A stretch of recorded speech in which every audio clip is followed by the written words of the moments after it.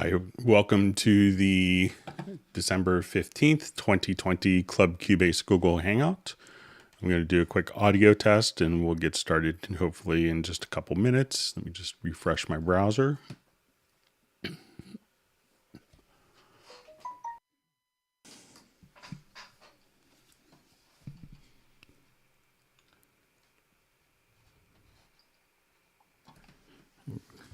Hi, welcome to the... All right, so it sounds like it's coming through just fine. My name is Greg Undo. I'm going to be the host for the Hangout today. How the Hangouts work is if you're watching this live, you can ask questions in the chat field or have questions sent in advance to clubcubase@steinberg.de. If you're watching this on a replay, you may want to skip ahead to 8 or 10 minutes while we get people logged in and do some introductions. We will try to have a time-stamped index later tonight of all the topics covered in the Hangout. So my name is Greg Undo. I work for Yamaha Corporation of America as a product specialist with Steinberg Products. And I'll be the host for the Hangout today. I'm presenting from the United States, just outside Washington, D.C., in Alexandria, Virginia. So in how the Hangouts work, if you haven't attended one before, is you could ask questions in the live chat field. You could submit the questions in advance. We will try to get through as many questions as we possibly can and as complete and succinctly as possible. So if we could, as you ask questions, sometimes it's helpful if you actually indicate which version of Cubase you're running, whether it's like Cubase 11 Pro, whether it's Cubase 8 Artist on Windows or on OS X, that information is helpful. If we could try to avoid asking the same question repeatedly, that would be also makes things go a lot faster. So I don't have to kind of read through the same question, 10 times. The people's abilities to ask questions the speed will far exceed my ability to respond to the questions. I'll try to catch up throughout the Hangout. The chat fields will at times perhaps maybe grow really big. And if they do that, I may lose a couple questions. I'll apologize in advance for that if I do lose questions. And I'll let you know so you could kind of follow along probably pretty easily going through the chat. But again, my chat that I'm kind of answering and responding to is going to be behind the live chat. So just be aware of that. So we'll go ahead and get started. If this is your first Hangout, please feel free to let us know of that as well. So we would like to, we'll get started here in just a couple of minutes. And we will go through some introductions and let people get logged in. So let's go ahead and see who is on the Hangout. So if you're attending the Hangout live, make sure that if you want to go ahead and introduce yourself and tell us where you're from. It's always really helpful. Okay, so we see Tan May. We have Tim Weinheimer from Mission Viejo, California. All right, so let's see who else is on.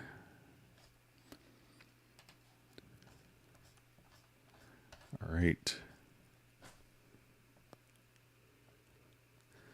So we see the tuba guy from Switzerland.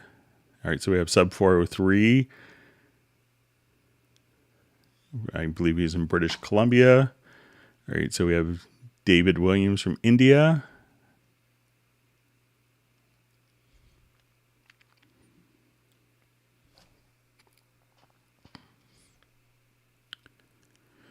Okay, so we see Terry Dean from Holland. All right, so we have Don from Finland. It's his first time here. Welcome. All right, good to see Neurotic Nexus. All right, so we have Sir Robert from Atlanta. Ambient Dave, good to see you on. John Costigan from Kenosha, Wisconsin. All right, so we have Jason Sykes from South Shields. All right, we have Agent K. He's always kind enough to do some moderation when needed.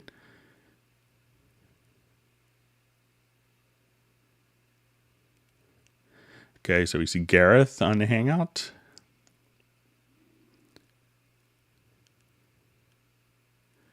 All right, so we have Jay from Connecticut.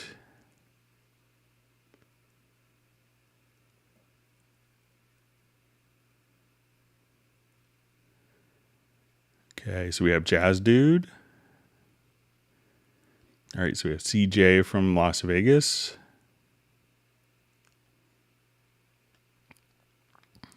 All right, so we have Jan, who does the CubaseIndex.com, where you could actually search for topics that we've covered in the Hangouts. We have Taylor from Pine Grove, Pennsylvania. We have Pablo Vasquez from Galicia, España. All right, so we have, I think it's Uno from Finland.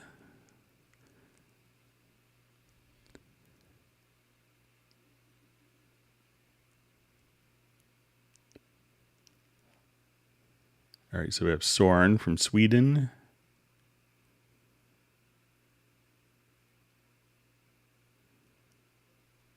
All right, so we have Ted Springman from Sherman Oaks. We have Millard Brown.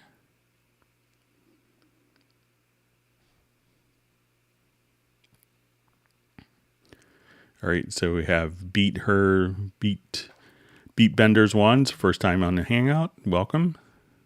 All right, so we have Manchester, England.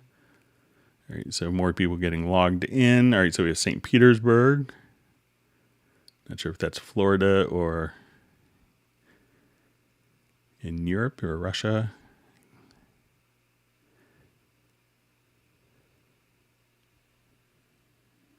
All right, so we have someone from Matthias Bach from Hamburg. All right, so I have a question. You're going to cover anything or just read out people's names? So we'll get started here in just a couple minutes. People are still logging in. So we'll get started. We'll check the time. We'll give it like another 30 seconds and get started.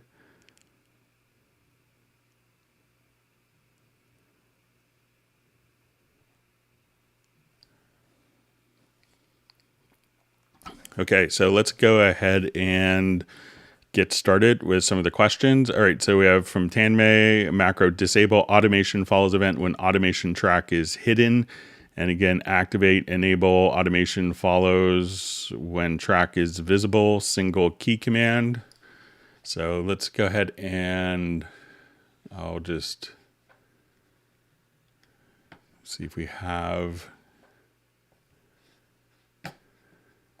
Let's start with this project. So I don't know of a way to always execute it so that it is hidden or not hidden. But if you wanted to, so let's say if we have automation here, and I know we kind of were exchanging messages.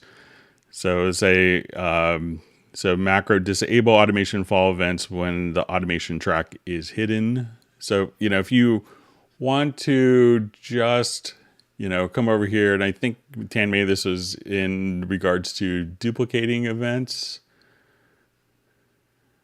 So I think if we just go to, if you just wanted to do automation follow, so let's say if we have automation here, and this is a user assignable keyboard shortcut for automation follows events. So if you wanted to define that as your keyboard shortcut, so, if I wanted to come here, let's just duplicate this a couple times. Now we can see that the automation isn't in the duplicated event, but if I wanted the automation to work, you could just simply select the event. So now that we go to edit to automation follows events, and you could toggle that behavior with a keyboard shortcut. Now when I duplicate, the automation is automatically tied. So if I, so we could toggle the status of that, whether the automation track is hidden or visible, just by one keyboard shortcut. So if I now choose to, let's say we have it hidden at this point, let's go to automation follows events. And now when I duplicate, if that's not selected, you could just come over here, and now the automation won't be selected. So if you could tell me perhaps why you want a macro to, if it's always going to be that state, but maybe you should just have a keyboard shortcut set up to just be able to, work with, just to be able to change the status of the automation follows events. I think we discussed maybe doing a macro that looks something like, if I have the automation set up, we could create a macro, and if you wanted to look at this, and you said that this didn't work for you. So if we just said hide automation, disable follows events, but this is macros sometimes will be contingent based upon what the state of certain functions is. So at this point, if I wanted to just execute the macro, which will hide the automation track, disable the automation follows events, and repeat, I could just, have that particular event selected. So let's say I'll have this selected. We have our automation here.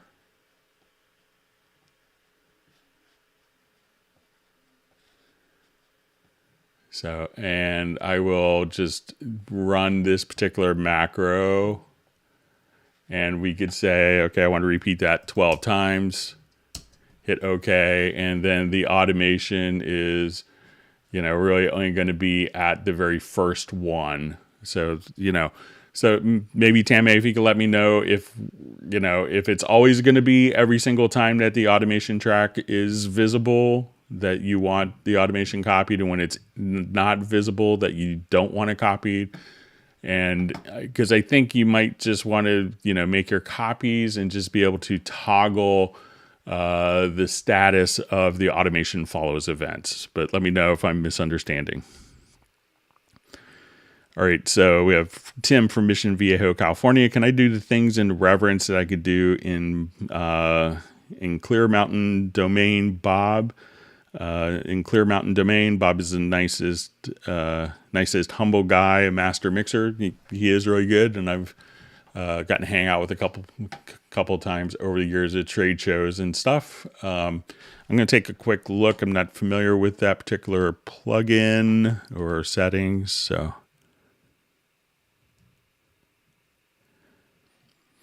All right, so it looks like kind of like a personal signal flow where you have a reverb de-esser, reverb pre-delay, reverb EQ, stereo delay, delay blur for saturation, stereo unison, to octave pitch shift, and maybe convolution reverb and effects mixer. So probably you could set that up as an effects chain. I could probably do a bit more research and kind of mimic something, but it seems like from what I'm kind of just reading on the description that you could do it pretty easily with just a standard effects chain track that you could have. Okay, from John Wells. I recently opened a session and there were random volume drops. I'm not running any demo plugs and there's no volume automation. Never experienced this before. What's going on? It only happens on this one session. I tested other sessions and it doesn't happen.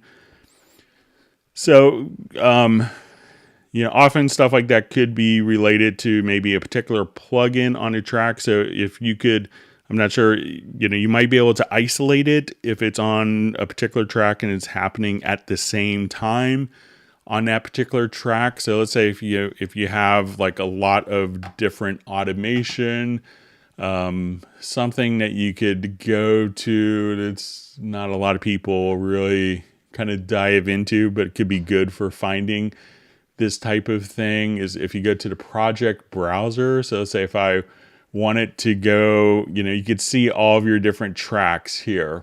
And as you go to the project browser, you could now kind of see all the different automation values for the particular track. So if it's always kind of cutting out on the same track over and over again, so if it seems like it's an automation thing, sometimes you may have just dropouts overall. And if it's like one particular track and all of the tracks are dropping out, at that point, I may want to select your audio interface and try to raise the buffer and see if, it could be that maybe that particular project is overloading the CPU. So I would check those two things and see, if you notice it on all tracks, I would tend to think it was a buffer setting. If you notice it on just particular tracks, I would maybe just go to the project browser and take a look in there, because then you could see kind of all the different parts that are actually kind of associated with a particular track.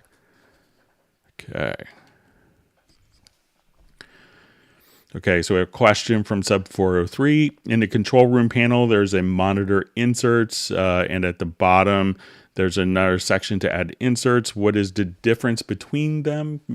Because a lot of times you may want to have a separate monitor. So say if we go to our inserts here, we could have inserts that are kind of globally based here, regardless of what monitor we're on.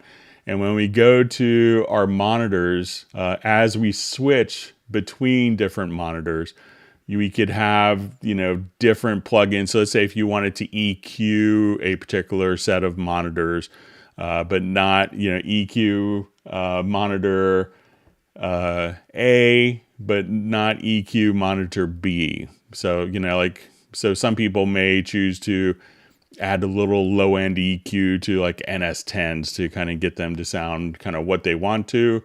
So at this point, each of the monitors could have its own set of processing capabilities. And we could have the plugins here that will work regardless of what monitor is actually selected. So these are kind of, everything gets routed through here, and these on the inserts on the monitors are going to be, can be independent for each set of speakers that are active in your system.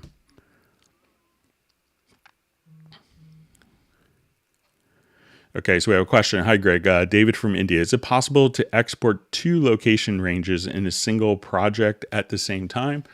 Yeah, so we could do that. So let's say if I want to copy this part here. So let me I'll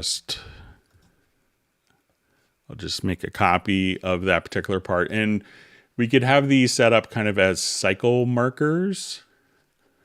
So let's say this was like song 1, maybe it's a live concert. So I'll come here, we'll add like a cycle marker.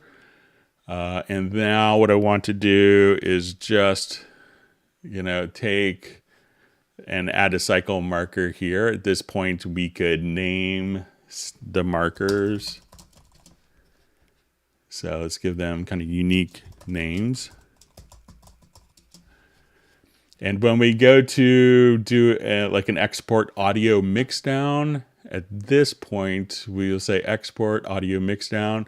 You could do the export range by locators or just by cycle markers. And now I could do my export audio mixdown, and this could make separate independent audio files based upon the cycle markers. And if you even wanted to come over here to the naming scheme, you could have the cycle marker name as part of the naming scheme. So if you wanted to, incorporate the cycle marker name as part of the actual name of the file, you could do that as well. So just define them as being, define each of the different ranges as cycle markers, and then you'll be able to export and do your audio mixdown based upon the export range, switch from locators to cycle markers.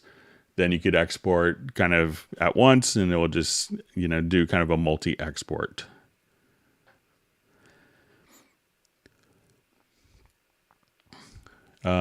So it's probably more of a follow-up question to our inserts question. So it says, and where would I add things like Span or Abbey Road Studio 3 or other meters like oscilloscope in a control room? Thanks. So if I was going to be adding metering in the control room, probably what I would do is to do the global inserts. So let's say if I wanted to replace this with, and I'll just put it with like the Supervision plugin. So at this point, we could say, okay, I want my Supervision plugin to be, so let's say I'll just have this as my control room view. So, you know, as we're playing back a particular project, we could just have it here. So I would do this here. You know, if you switch between different monitors all the time, I would just do it here. And this way, as you switch between different monitors, you could still, you know, be able to, so I'll just do the mix here. So let's say I do this. And when you switch between monitors, the metering is still working the same way. So I would just place it kind of in the bottom inserts so that it's going to be able to be the same plugin for every single, regardless of what speaker configuration you have selected.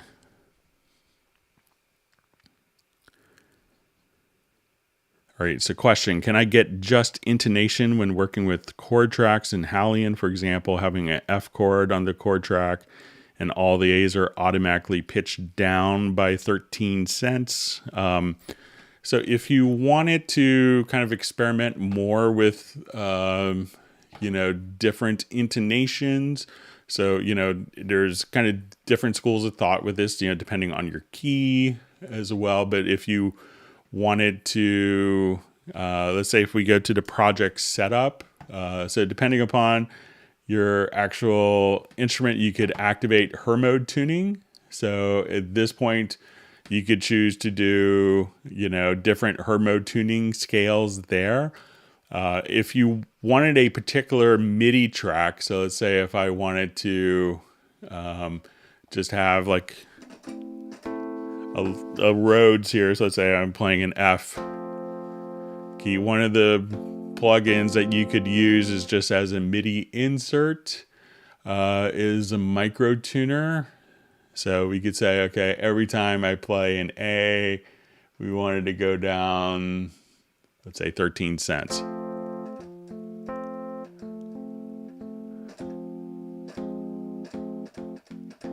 So just at A, I could change the pitch. So that way you could kind of set it depending whatever kind of scale you want in different keys. So check out the micro tuner plugin, and then you should be able to have that have your different intonations as you see fit and alternate tuning scales.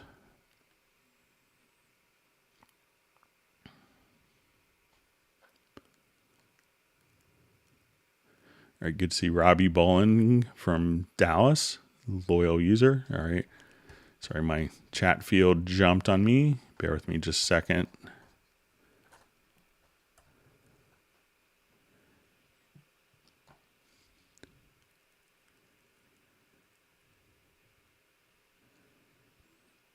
Okay.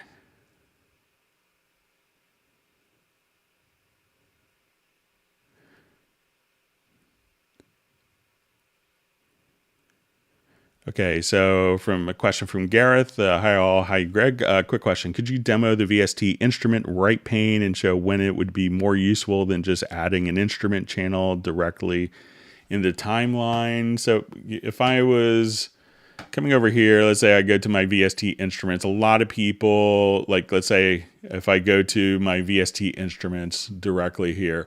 So if you have excuse me, different, you know, content packs and different libraries, instead of kind of necessarily going through Media Bay, here I could go to my pad shop and say, okay, I just wanted like the Synergy set. And then I could see all of my previews directly from here. You could choose to audition. So if I wanted to, you know, just kind of come over here, you could select and be able to audition without loading up the instrument. So it's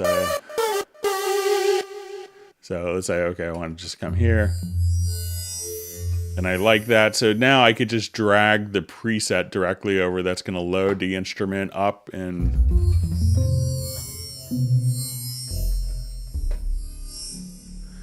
you could just kind of start going directly from there. If you wanted to load a different preset, you could just kind of drag. And as we do that, it's going to automatically just change the preset directly from here. So you could just drag and drop. So I think that once a lot of people get used to being able to audition and drop and create kind of different instruments, if you've, purchased expansion kits, or, if you get the Stay Home collection, which is really wonderful free plugins that Gary Gibbons did. He assembled kind of a whole free sound design bank for pandemic time. So if you wanted to just kind of come here and quickly just kind of drag and drop your samples over.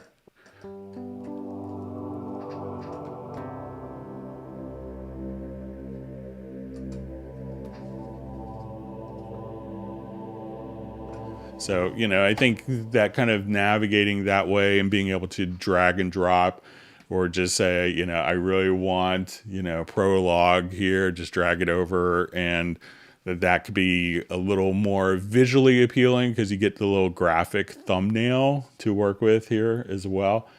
So I think those are some of the advantages of doing that. So I know a lot of people kind of through years of working may have just kind of, always maybe gone to like an instrument rack and add that. But I think this could be a little more direct and more fluid and a bit more obvious to new users.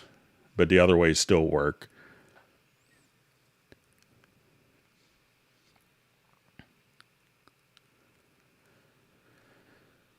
Okay, so we have a question from Jay from New Haven. So two quick questions. One, is it possible to easily move extracted stems from Spectral Labs Pro, convert it to MIDI and move to Dorico as notation? If not, please request. So if we do this, we could, let me just jump to a different project.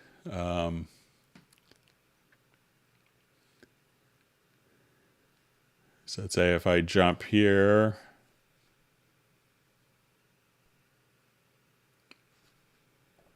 and I wanted to just, let's go to here, and I'm just going to load up Spectral Layers Pro. I assume it's Spectral Layers Pro, is not Spectral Labs. All right, so let's say I wanted to unmix stems.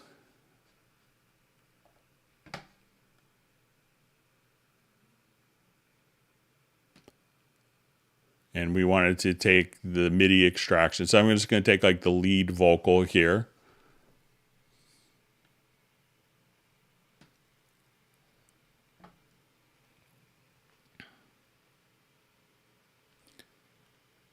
All right, so now what it's done is it's taken this file here. Can I tell you that it's too late, that there ain't no point in trying? So now I'm going to drag this vocal file over.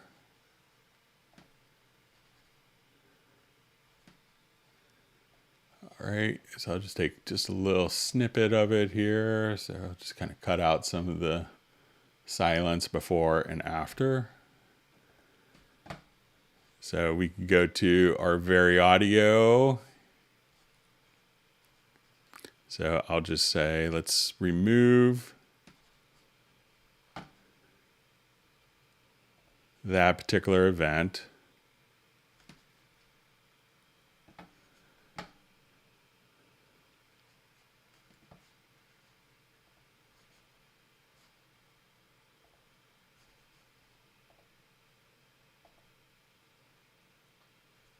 Okay, so I'll just bounce this really quickly just to speed up the process here.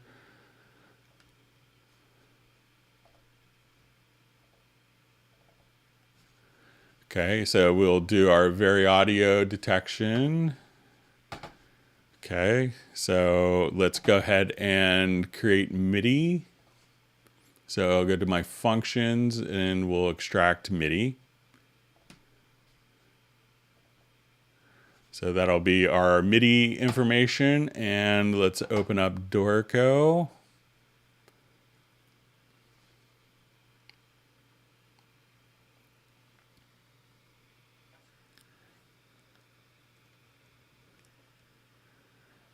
right? So I have like too many programs running at once here, but I'll just.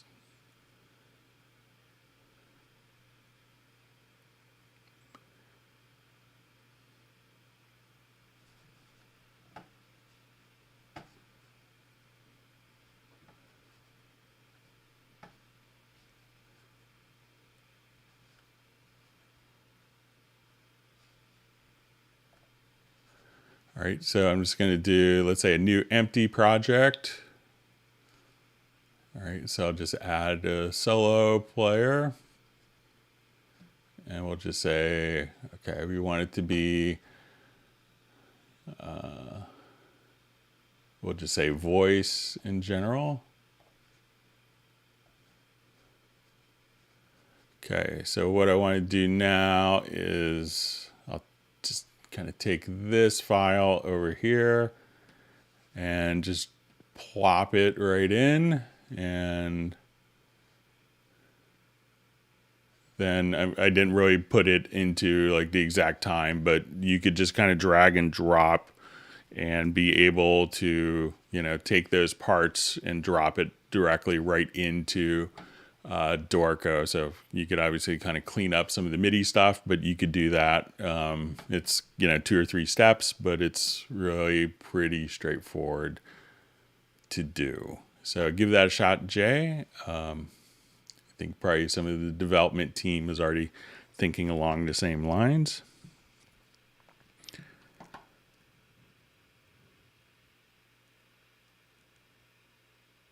All right, so we have Carlos from Colombia checking in.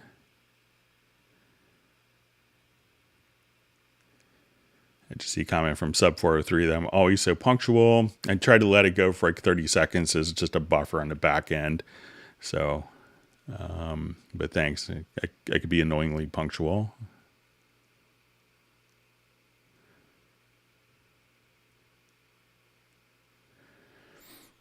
Okay, question. Can you go over some of the menu items in Spectral Layers? So let's go ahead and... so I have kind of the license for the full version, you know, so over here you could, you know, it's going to be slightly different if you have just a Spectral Layers 1. But, you know, like I think some of the things to be aware of and to kind of be like really strong at Spectral Layers is going to be, you know, so, you know, you have kind of like your layer option here. So this will allow you to unmix components. So if you had like a drum loop and you wanted to unmix kind of the, you know, the more transient material versus the more tonal material, you could do that. So you're going to have like kind of your different editing functions. And as you kind of click here, you know, you could choose like, okay, I want a rectangular selection, or I want this to be more of an elliptical selection. So you have kind of different selection shapes. You could also choose to, you know, choose different frequencies. So let's say if I wanted to just jump back, and I'll launch this to kind of show some of the new aspects that you could do. So let's say, okay, I just wanted to only look at you know, the harmonic content of particular tracks. So as we want to just solo just this. And I tell you that it's too late.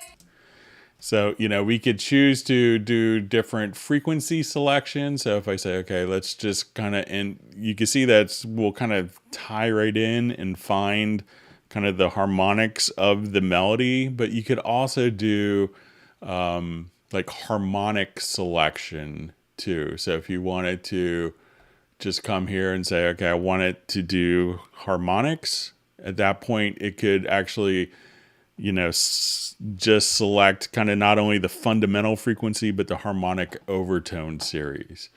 So, you know, and as you work with this, there's going to be, you know, different processes where it will have noise reduction. You could register noises. You could do reverb reduction, hum reduction, clicks, clips, de-essing. you know, for voiceovers where you may just have like a bit of noise floor to be able to do that, you know, different kind of transport functions, which could be not as necessary when you're using it as, you know, in like an ARA2 environment, but, you know, you could see like, you know, your edit history, some of your different functions there and your help. So it's kind of a quick overview of some of the Spectral Layers menu options with that. So hopefully I'll help you kind of get up to speed.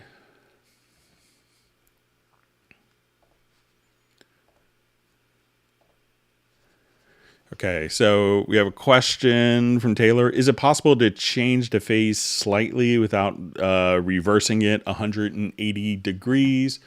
So a lot of times what people will do, you know, if you want it to just, let's say if I duplicated this particular track, so say I will just right click here.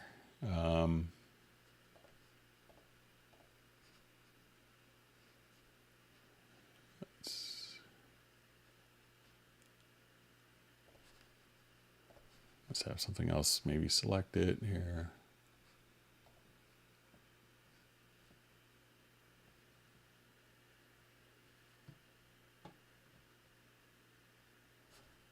I'll make this my active project. That'll probably help. Okay, so let's say if I duplicate tracks, you know, so we have kind of like, you know, polarity reversal. So, you know, if I wanted to play these two tracks together, I could go into the audio track of one of them and flip the phase 180 degrees. And then the two will cancel out. You could also just take the particular phase here and invert the phase directly from the info line. And, you know, once we do that, you know, what you're doing is, you know, basically just, you know, when you look at the audio waveform as you zoom in, you know, you could just see that whereas one kind of goes up, the other one will go down and cancel. So, you know, so there isn't a particular plugin or function that just says, you know, move it 20 degrees out of phase, you know, but a lot of people will just simply slip the audio slightly to do that. But there's a number of shareware plugins, I'm sure, that could allow you to just adjust kind of the phase by various degrees.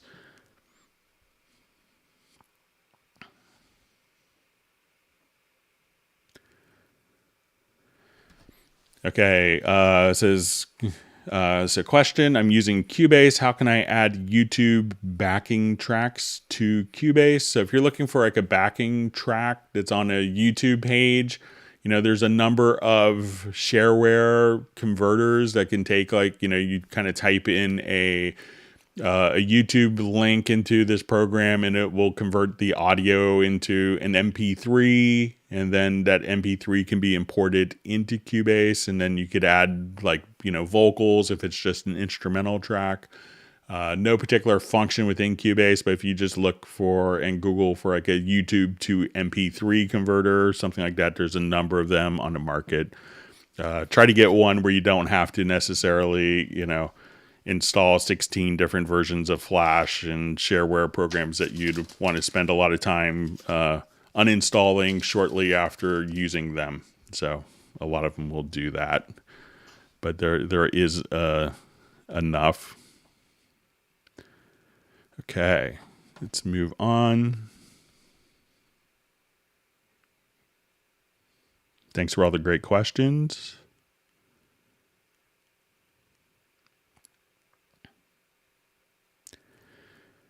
Okay, so this question is from It's Me. Could you explain what this solo editor is exactly? When would you use it and for what? And when you can't use it? I'm on 10.5 Elements. I think this will work the same way even in the bigger versions of Cubase. So let's just jump to this project here quickly.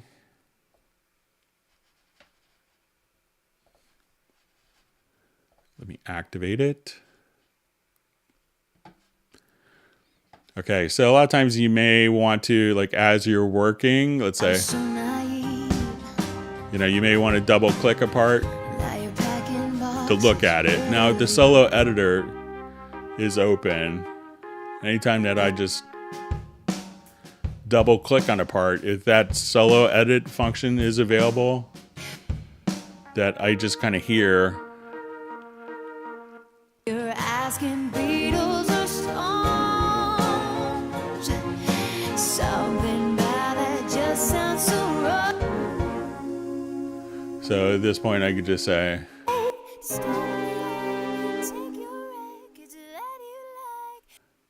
so at this point, you know, whatever you just kind of double click on will immediately be soloed.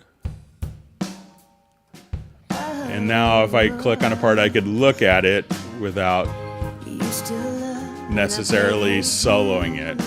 So that gives you kind of the option to whether when you go into the editor, like in the lower zone, that part is isolated and soloed, or if you're listening to it in context of your particular project while it's playing. So that's really the intention. Okay, question. Hi, Greg. How do you downsample a sound without changing the sound? You know, 8-bit samples are popular for certain kinds of music. When I change the sample rate, the time changes automatically. So what you could do, I think there's a bitrate converter. So let's say if I want to do this, I'll just put on my master bus. It might be under distortion, Bitcrusher. So let's come here. So at this, I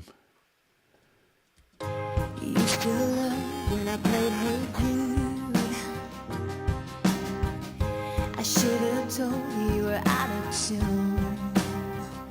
Whatever you did. So if you wanted to kind of play back with the lovely sound of, you know, like, you know, if you're going for that 8-bit sound for particular, like old vintage drum machines, you know, try the Bitcrusher plugin and that should do it for you. All right.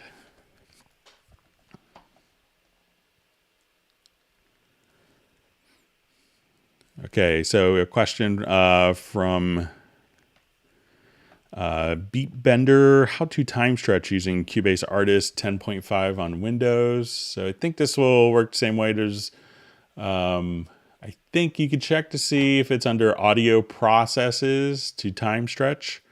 So, you know, if we have a particular audio event selected, and now we could just to choose time stretching there. And there's also, if you go to the selection tool has 3 modes. You can say sizing, applies, time stretch. So let's say if I just wanted to time compress this particular file, I could change the length. And I say this file needs to last till that point in time, and that will automatically time stretch that file. So I could just say I need that to fit into that amount of space. No problem. So you could just say, I need that to start there and end where it is, and just time stretch. So, and then you could just hit 1 to kind of toggle back and forth. But look under the selection tool and you could just do sizing applies time stretch there.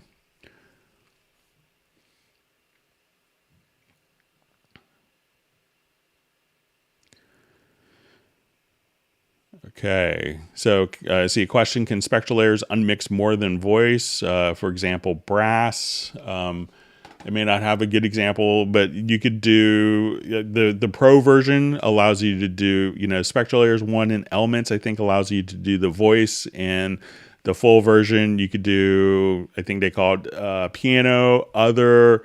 You could, you know, and a lot of times like brass parts may fall under other, but you have drums, bass, and vocal. So the full Spectral Layers Pro allows you to do 6 different ones. All right. All right. So we see Auto Night from Miami, Nitty Gritty from Charlotte. All right. Gareth is making turkey for dinner. That's good. He wants to share with everyone. All right, so we see Pete from Portland, Maine. Welcome to the Hangout. All right, so we have Croatia, Russia. Romania.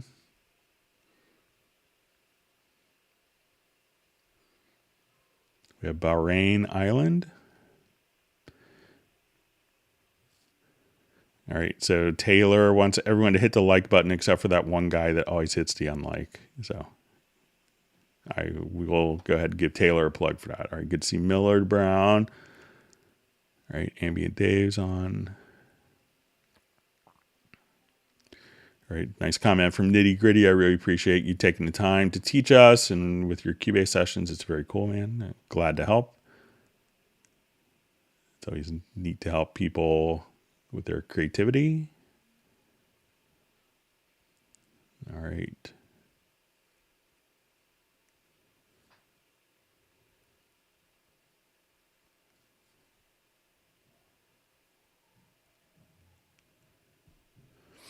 All right, so I see Cubase LE does not recognize my Edifier Bluetooth headset. How can I solve this? So generally mixing with Bluetooth headsets is, it could be a little disorienting because there is a lot of latency. But what you need to do, you could still use them, but, realize that there could be like 40 or so milliseconds of latency that could be a little disconcerting. But you would probably come over here to your audio system. And if you're on Mac, you would choose, built-in audio or, generic low latency music on PC. So, and let's say as I come here, I could say, let's switch.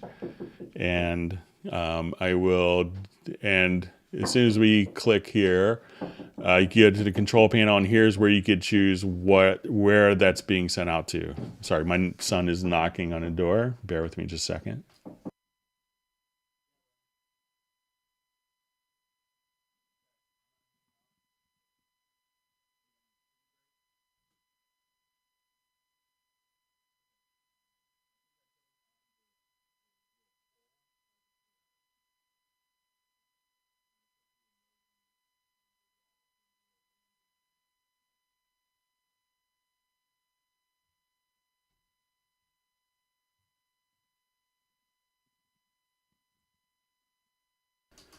Sorry about that. And I probably forgot to mention earlier that my family's at home, so I may get interrupted periodically during the Hangout. But for your Bluetooth headset, you just want to make sure that you have it configured here with kind of the generic low latency ASIO driver on Windows or the built-in. And that should allow you to route it out. But again, with Bluetooth, you're going to have pretty significant latency. So it could be a bit of an odd experience, as you hit play and you're waiting, 50 milliseconds or so for it to happen. All right. Just going to make sure I didn't mess up all my connections. All right. All right. So it looks like we're okay. All right. Thanks for all the wonderful questions. All right. Good to see Rick Ballantyne on a Hangout from Charlotte. All right. Dan Crawford's first time. Welcome. We hope to see you on more.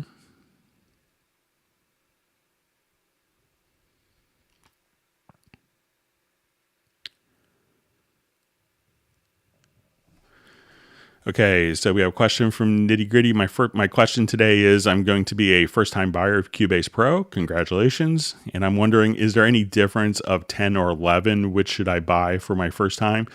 The current version is version 11. It's basically going to have all the, Cubase 10 features plus more. So generally what happens as you activate the license, so like even if you bought a boxed version of Cubase, a lot of times it's done with like an electronic download. But if you bought a boxed version, you're like, oh, I have the old version, and I don't want the old version, I want the new one. As you activate the license is always going to be activated to the most current version. And there's generally like a month window on either side as well as kind of a before release as a grace period. So if you bought version 10, it's going to automatically activate as version 11 as soon as you kind of, get the software up and running. So you can run earlier versions if needed, but just go for 11. So.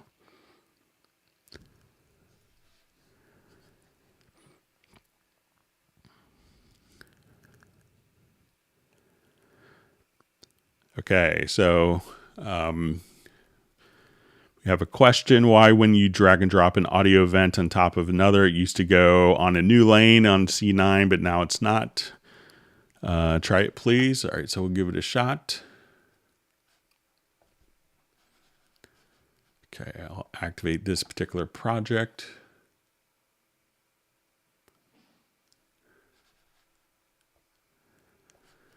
Okay, so let's jump here to some loops.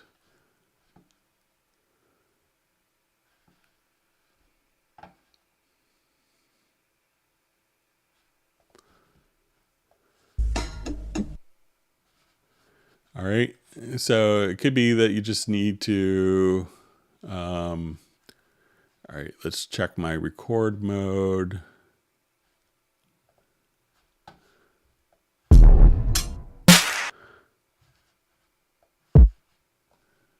All right, so it looks like they're all kind of just going on top of each other. Let me just see.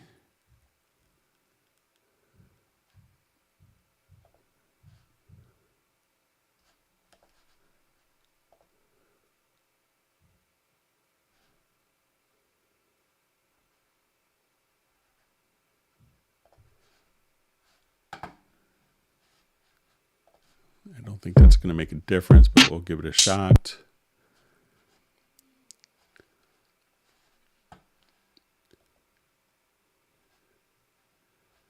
All right, let me see if there's any preference that could change the behavior.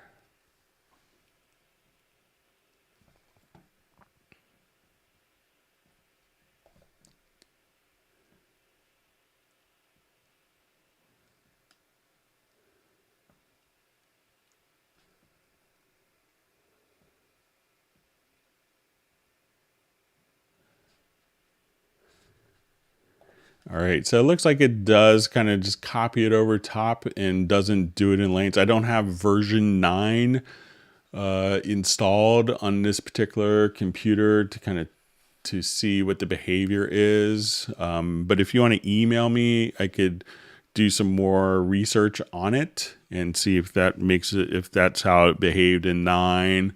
I don't remember that being a particular change, but you know, you could drag any of the loops to, looks like you could just drag them to new lanes as you just kind of open it up here.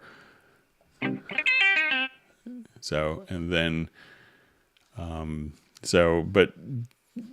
let me just check one other preference maybe that might have an effect.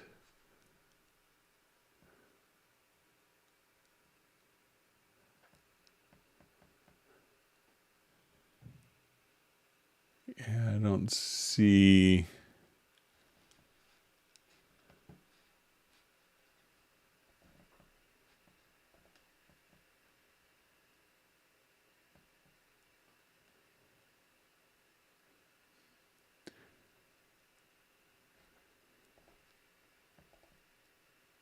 Yeah, I'm not seeing, I don't know of a preference that can do that, but I could do some more research on that if you want to email me at clubcubase@steinberg.de. Thanks for bringing that to my attention.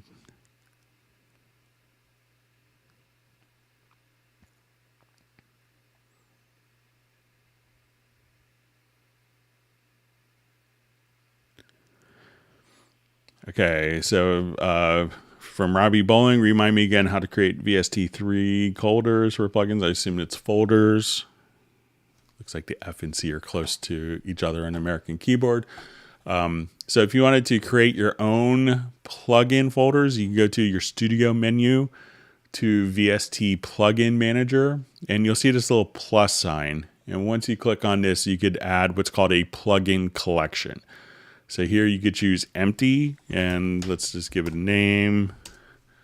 And then just kind of drag and drop full plugins here. So if you wanted to create a new folder, like let's call this verbs, then you can just take different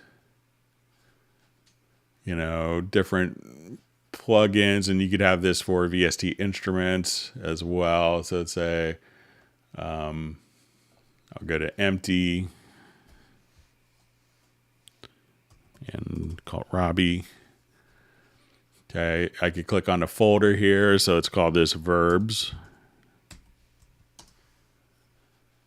So like I say, I want these particular plugins to go into that folder.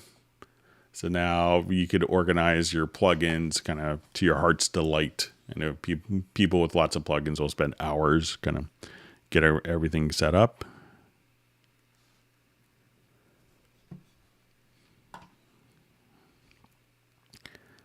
Okay, it's gone.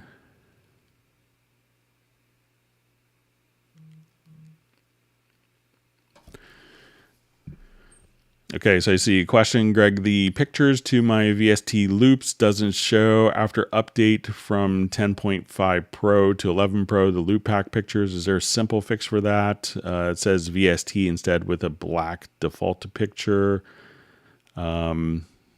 So if you're doing that, I think if you go into your preference folder, and I think what you want to do, let me just find it real quick. It's going to be different on Mac or PC, but you could go into like your roaming folder. But let's go here. You want to find a file. On Mac, it's going to be in library. And then I believe it's going to be, so let's say if we go to Cubase 11, I could actually navigate here with all you guys seeing my Cubase 11. Always said be careful, and then I had a pre-release version because you guys are always good at catching every little file on my computer. But I think if you go to media defaults and media bay 3.db, that if you kind of just trashed those preferences, move them to your desktop. And I think if you remove those two preferences, that they'll get rebuilt. And then after being rebuilt, that's when I believe you'll see kind of all of the pretty icons for and the artwork for the different loop libraries show up. So it's in the preferences, again, to, I think it's Media Bay 3.db media defaults.xml. I think if you take those two, move them out, and then rebuild it, that all of the icons should appear for the different loop libraries.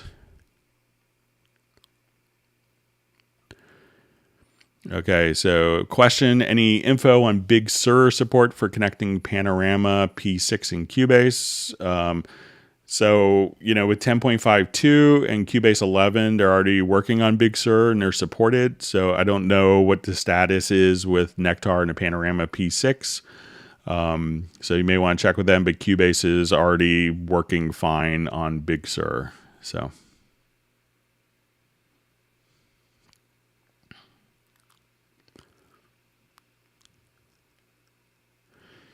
Okay, so we have a question from Dave. Hope all is well with you and yours, using Cubase version 10.5 Pro from Lincoln, California.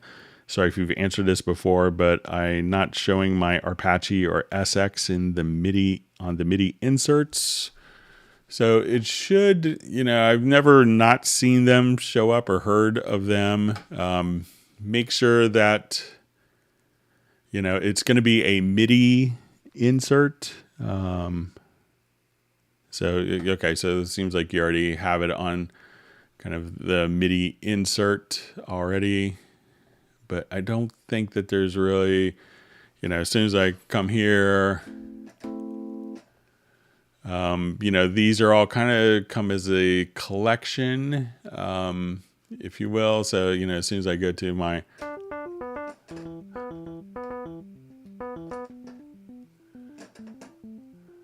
but let's take a look to see if, you know, if you go into your preferences folder again. So let's say if I just want to,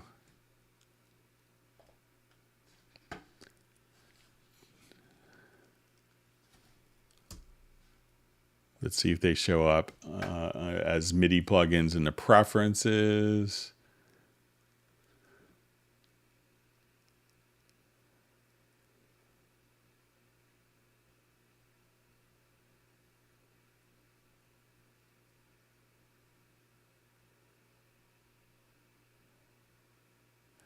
Yeah, I mean, you can see, yeah, the presets there, but I think it's just kind of part, let me know if other MIDI plugins are showing up or not showing up.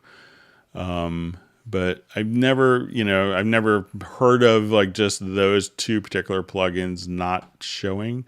So let me know if it's only those Apache and Apache SX aren't showing up, or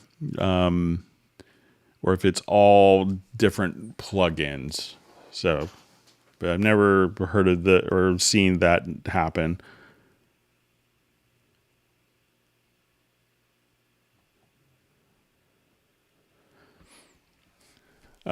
So it says, "Hi Greg, I have a project that uses Hallian Sonic SE. No matter how I save it, the instrument track always comes up in muted. Is there a reason for this or a way to stop it?" So usually if something like that is happening, it could be just automation. So let's say if I have my Hallian Sonic here. Okay, so I'll just take a look, and I just want it to...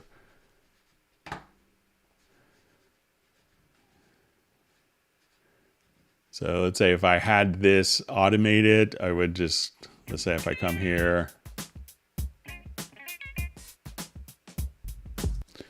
So look just to see if, for some reason, if you go to the Hallian Sonic SE, look to see if you have any mute automation, or you could just kind of come over here. And another quick way of doing this is just to say, okay, I'm here. Let's go to hit F6.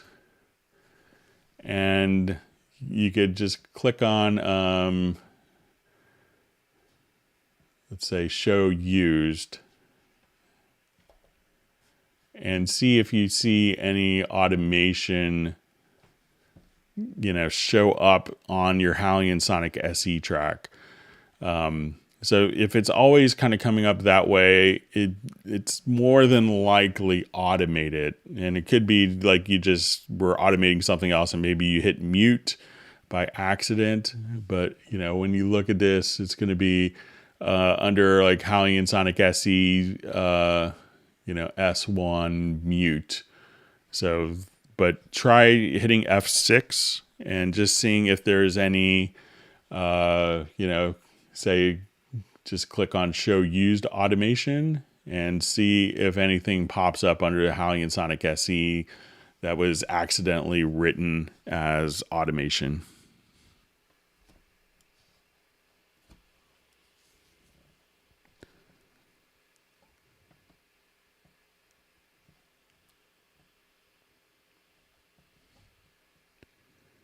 All right.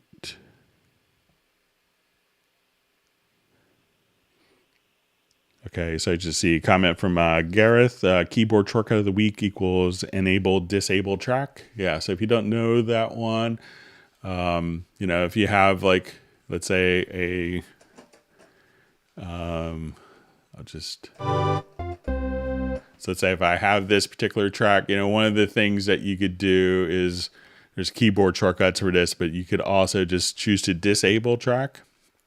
And then when you disable a track, it's going to unload it from memory, the computer's processor, until you actually just come here and enable track. So, and you could do this through a keyboard shortcut. And I think it looks a little, I think maybe if you do disable /enable. So here I have it Command Option Shift D set up, so I could just, and at that point just kind of disable the particular track. But yeah, having that is to free up resources is a great tool to be aware of with that.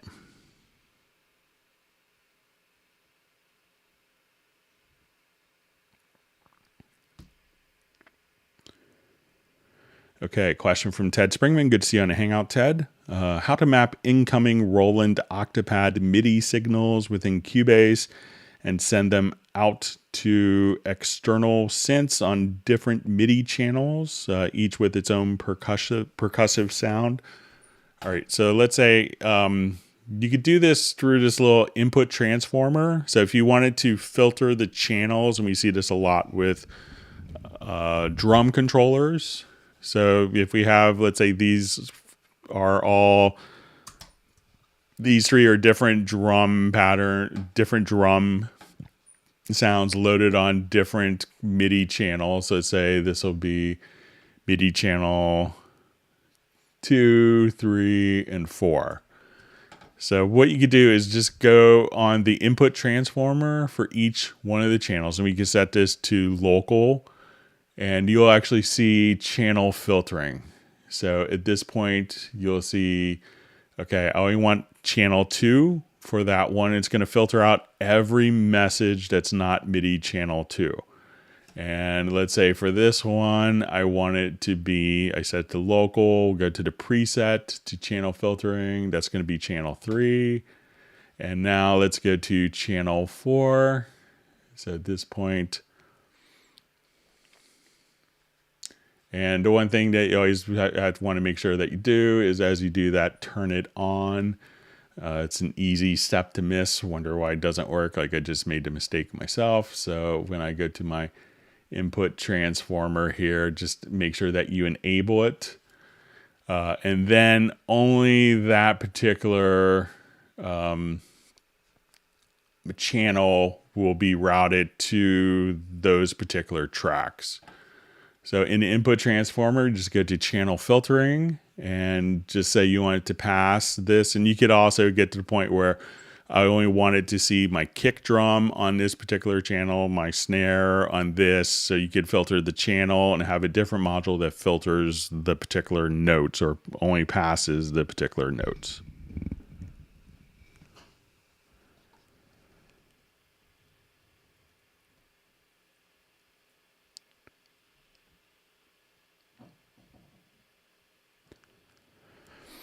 Okay, question from Sven. I think we covered this maybe in a previous Hangout. The lost massive issue. I have 2 computers, same OS, Mojave, same Cubase versions, 10.5 and 11 copies of the same massive .vst file. So it's block listed on one computer, but not the other.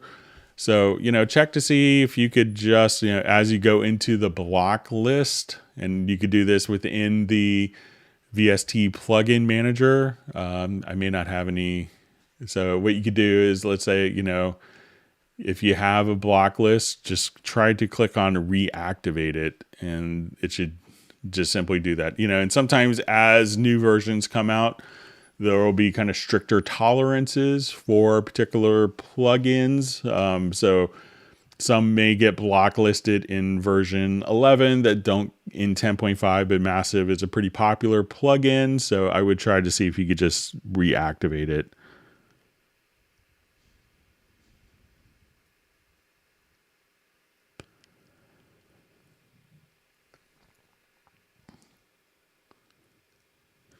Okay.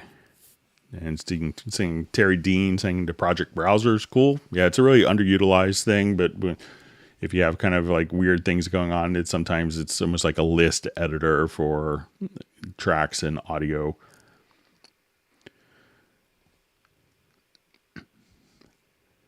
Okay, so a question from Ambient Dave. So it says, hi, Greg. In Cubase 11 Pro, the control room, is there a way of saving my settings in there, like inserts, cues, etc., like a custom preset? So let's take a look. So generally, this is, once you have this kind of set up, you could, kind of just let it stick. But let's see if we could actually save a particular setup. So I'll come here to my mix console, and let's say I wanted to have a couple of plugins set up.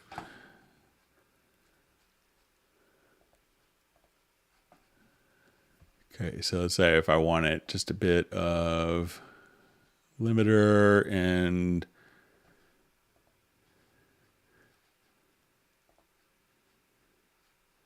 maybe a magneto. And let's do just a supervision plugin. Okay, so let's say if I have these saved,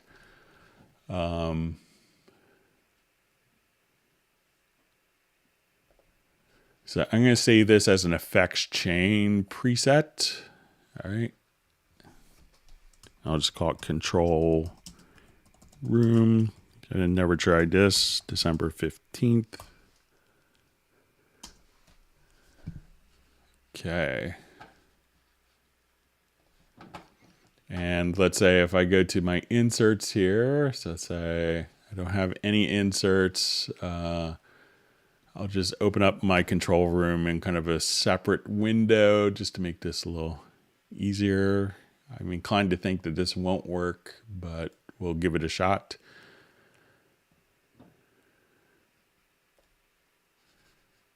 Okay, so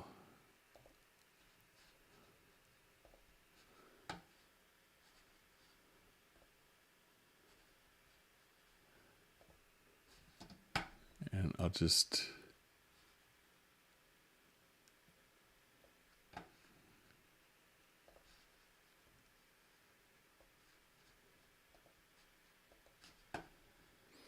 all right, so let's go to my user presets. Let's say effects chain presets, and let's see if I drag it. Yeah, so you can save it as a, it's like I went out on a limb and the smart people at Steinberg did that. So if you save it as a track, as an effects chain preset, you could then, drag that effects chain preset directly into the control room insert sections. So I didn't have as much confidence that that would work as it did, but I was pleasantly surprised. So, but great question, Ambient Dave.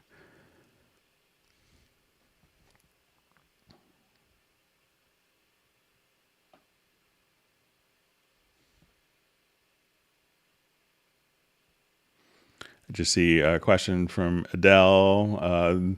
This control room functions is such a game changer. Yeah, the control room's really just, once you kind of dial it in, it's really great.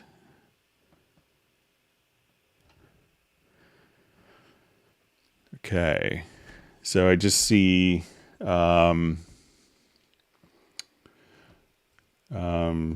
just have my questions blocked by a bunch of emails coming in. All right, so question, hi Greg, what would be the most straightforward way of controlling automation with MIDI signals?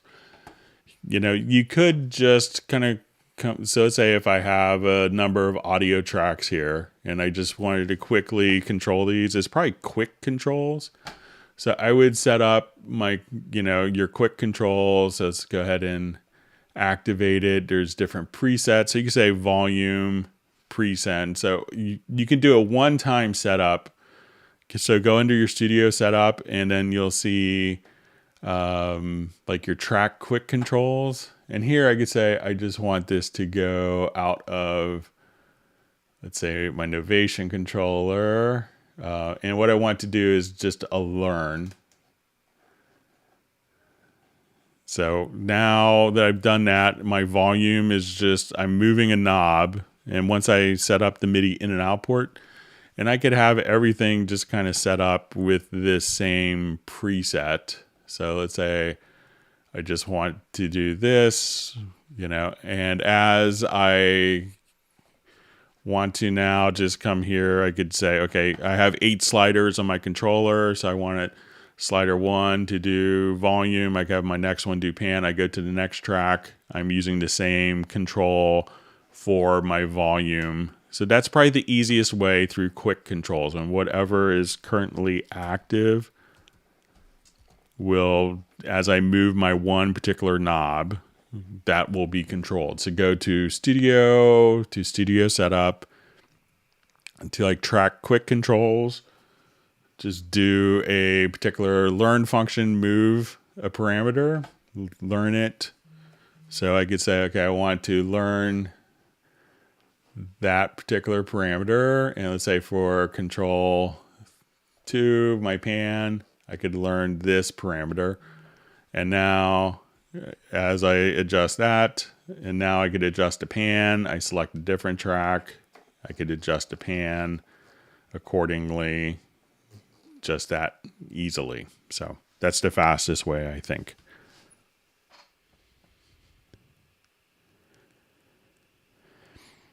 Okay. Is there a shortcut for the preferences menu? Let's take a look.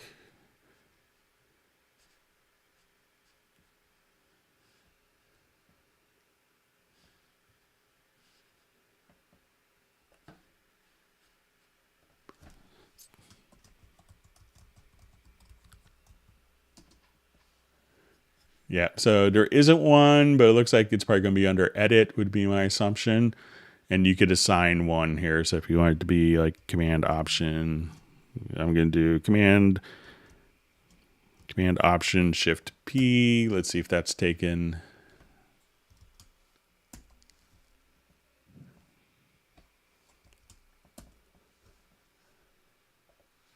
So now if I want to go to my preferences, I could just open them up. So there isn't one by default, but you could define one in the key commands. And if you are ever kind of searching for key commands, or you're just going crazy, you could just kind of just type in the search field here, or you could type in the key command and have that show you if there's particular key commands that are assigned to particular functions.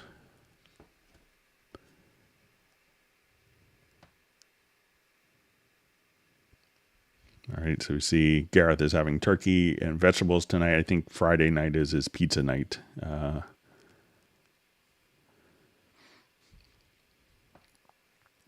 right, so see, nice comment from Ted Springman. Shout out to Greg and all the great Steinberg coders and developers. Yeah, there's a lot of people at Steinberg that don't get recognition for all the wonderful work that they do. So that's a great point. So always, I just show what they've created. So they make my job easy.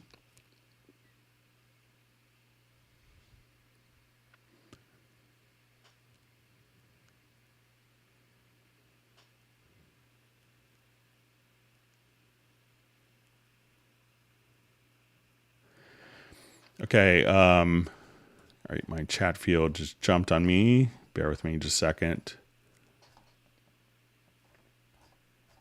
Thanks for all the wonderful questions from everyone.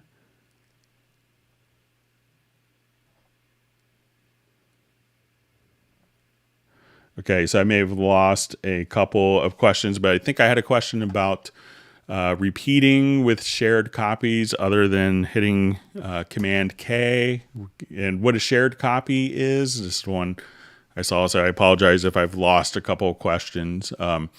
So, if I hit like for a MIDI part here, so let's see if I can make that just more obnoxiously big. Sorry about that. All right.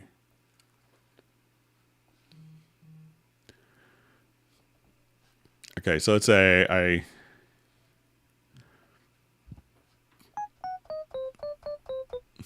so now when I take this particular MIDI part and if I hit Command K, I could say, okay, we're going to duplicate this, repeat it 3 times, but as a shared copy. So I hit OK. So now when I change the notes in this particular one, let's say from the original one here,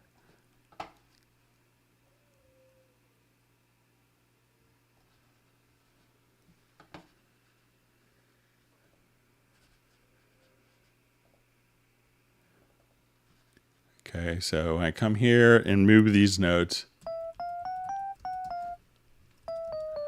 you will see that the other notes will move too. So that's a kind of what a shared copy allows you to do. Now, I think if we hold down, so if we go to the bottom and hold down the Alt key,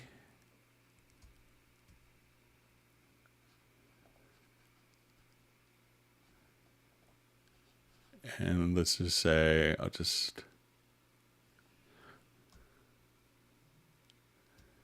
so if I hold down the Alt key, let's say if I do this correctly, if I remember my modifier keys. Okay, so we see it turns into a pencil. We hold down the Alt or Option key.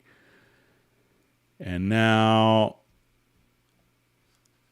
let's say before I release, so I drag it over to the right. Okay, and let me just I don't think that's a shared. All right, so those are still independent. Let me just see if I can find, maybe it's Alt plus Shift. Okay, so if you go to the bottom, hold down the Alt key, drag, and then hold down the Shift key. So now as I draw in notes here, let's say if I move these notes, we'll see that the notes in the other parts,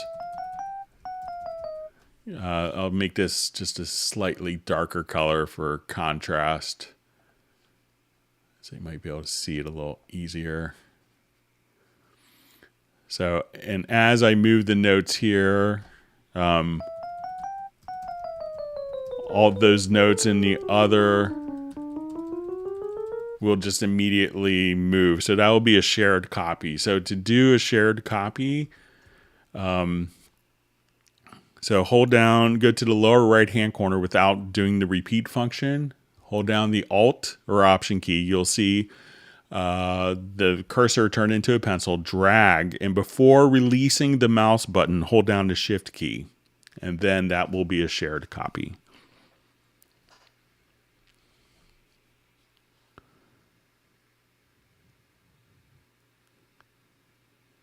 Okay.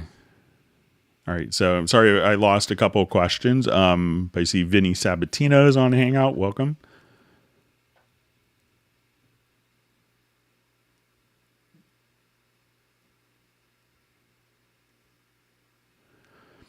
Okay, so we have a question. I found out while mastering that the true peak in the mixer meter or the meter in supervision are both showing different end values. Also, the limiter at -1 dB seems not to top on -1 dB. Any idea?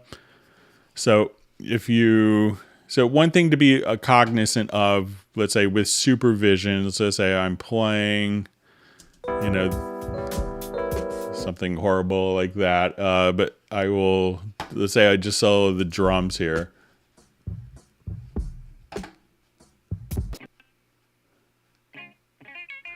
I'll just revert this project since I copied a whole slew of audio files on top, so it's not so annoying to listen to. But you could have kind of different, so let's say I have that going on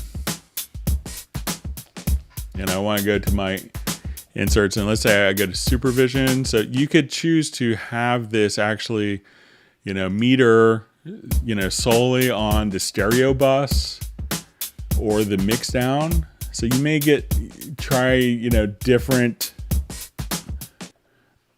different, choose at what point that you're actually metering here in supervision, whether it's going to be the mix down or the stereo bus. So depending on where the processing is occurring, that could make a difference for you. All right. I see that Agent K has called me the Bob Ross of audio, where I could just kind of make stuff up. All right, so I see from MToom 505, Greg missed my question in the beginning with the sad face. So just go ahead and ask the question again. So it's...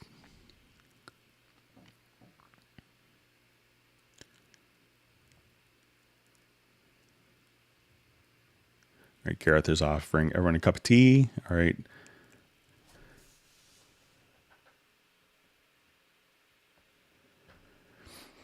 Okay, so we have a question from Matthias in Hamburg.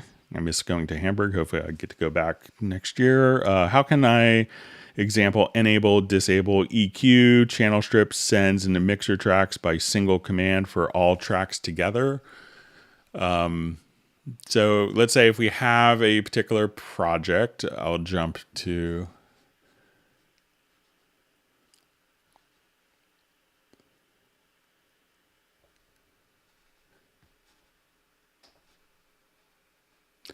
Okay, so we could do this in the mix console. Sorry if I missed your question earlier. So let's say if we're... So you'll see these little inserts, EQ, channel strip, send here. So you probably have to click on them with the Alt or Option key, I think. So if you click on it, nothing really happens, but now, like, our channel strips are bypassed. You could bypass the EQs, inserts, or my sends.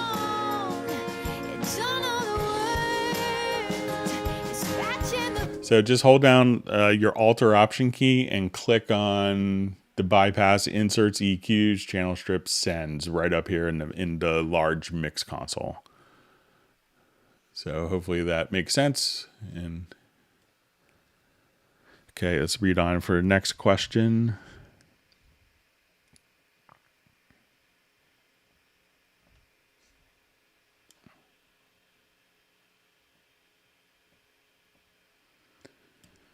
Okay, so I see from Sub 403, Greg, I watched your Westlake Pro video and it was very helpful for setting up my talkback mic. Thank you. You're welcome. I did that a long time ago. It was kind of a fun session to do.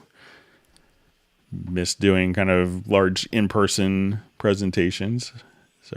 But I enjoy doing these as well too. So I get to sleep in my own bed at night and hang out with my family more. So.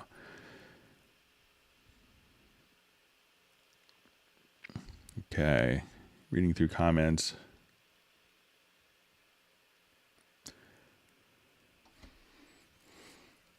So you just see a question. It might be a stupid question, but in which version of Cubase 11 you can use the Spectral Layers? I know it's in Pro. I believe it might come with all of the versions. So I haven't tried it in Elements yet. So, but I'm kind of inclined to think that you might have some of the, I think that the Spectral Layers 1 comes with Elements as well. Let me just take a quick look. Give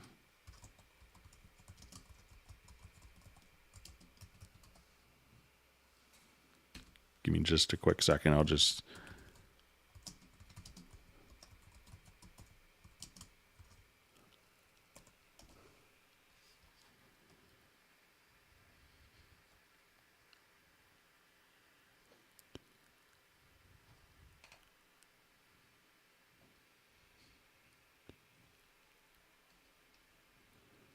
I'm just going to check just to make sure. Bear with me just a second.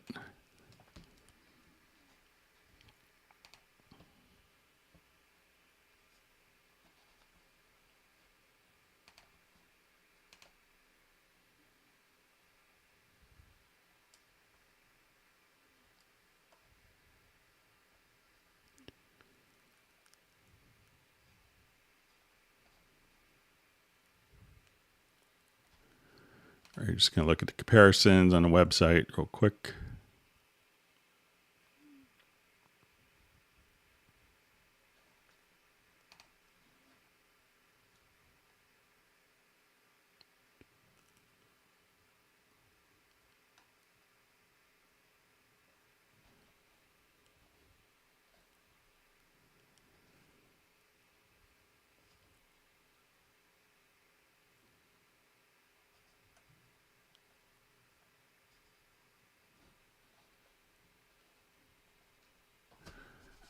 I'll take a quick look over here as well, maybe in Steinberg Download Assistant.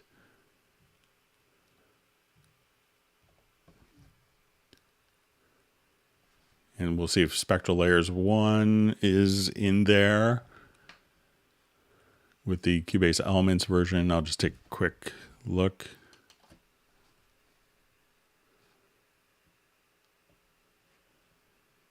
Sorry, I didn't get a chance to update my Download Assistant from last Hangout.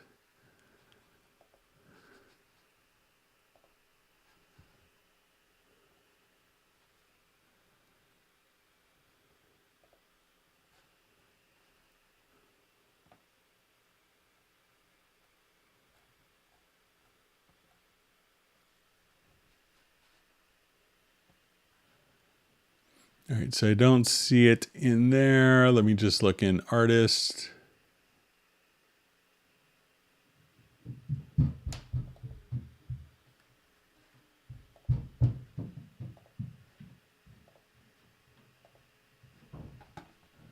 So it looks like it's in Cubase Artist and higher, maybe. Just looking from like the download assistant.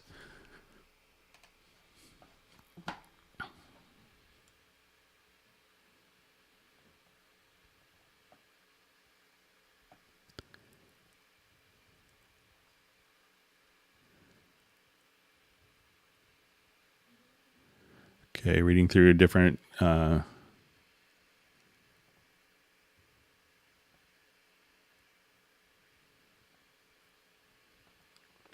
seeing good discussion on coffee. So we have a question: can you use Scale Assistant in Very Audio? So currently, the Scale Assistant doesn't work so much as part of Very Audio, so it's not really kind of there. And a lot of times, when I know a lot of people want that to kind of work. I mean, you could choose to colorize based on the chord track, where you could actually see, the particular colors based on the chord track, but it doesn't automatically quantize to the Scale Assistant. But for most vocal editing, and I've said this before, it's not that someone is singing out of key. It's that they're singing flat or sharp and they're trying to get to it. So it's rarely, it's a common expression, oh, you're singing out of key. And often it's just they're not hitting the correct pitch. So while it seems like a good thing on paper, I think practically it may not solve too many problems.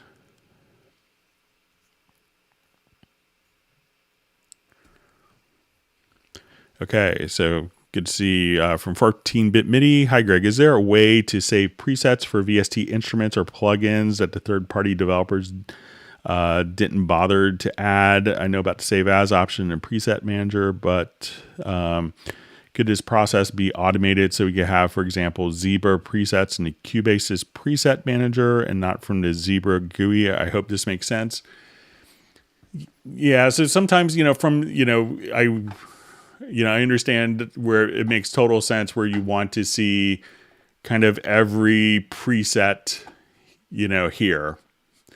So let's say, when I go to a particular instrument and say, okay, I just want to go to my VST instruments. And at this point, I want to go to, my retro log, and I wanted to be able to see all of my different presets to audition and have this unified.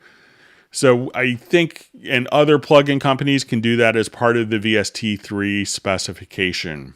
So now many of them have to work with many different host programs that may not implement the VST3 kind of preset architecture. So many third-party plugins will kind of have their own system so that it's as consistent, a consistent manner of loading up presets regardless of the host application. And I understand that, and it makes sense for them. But what I have seen some people do is actually take all of the presets and turn them into track presets.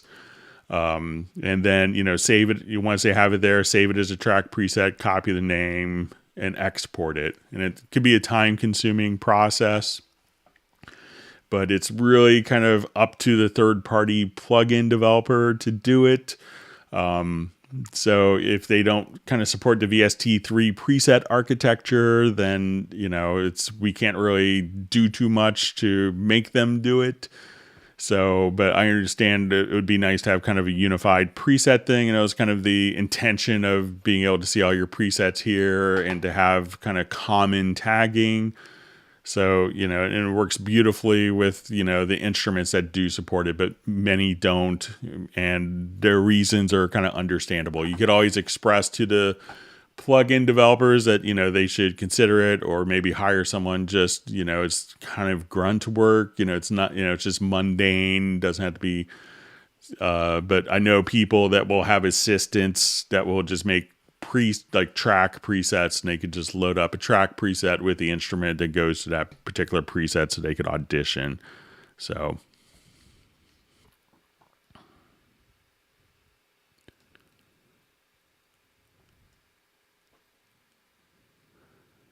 all right, so we have Dave checking in from Kingston, New York.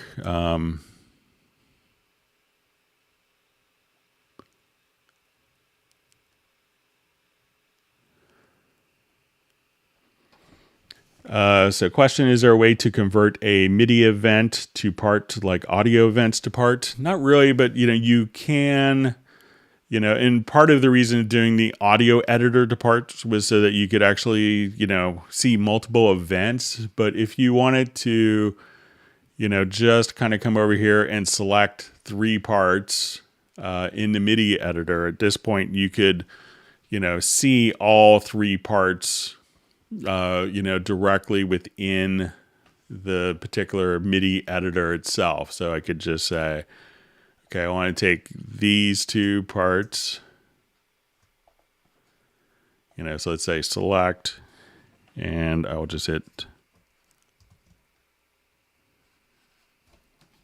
and I'm just gonna make sure I'm on the right.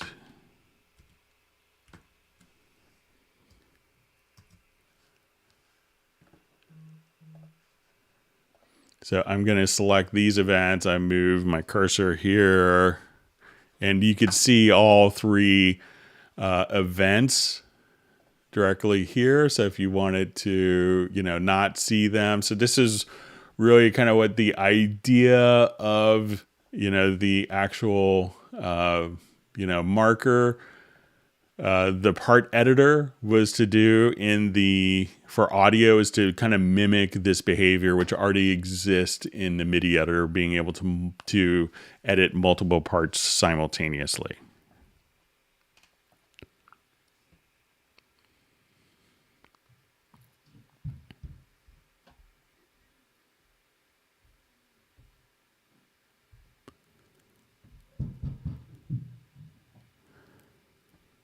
Okay.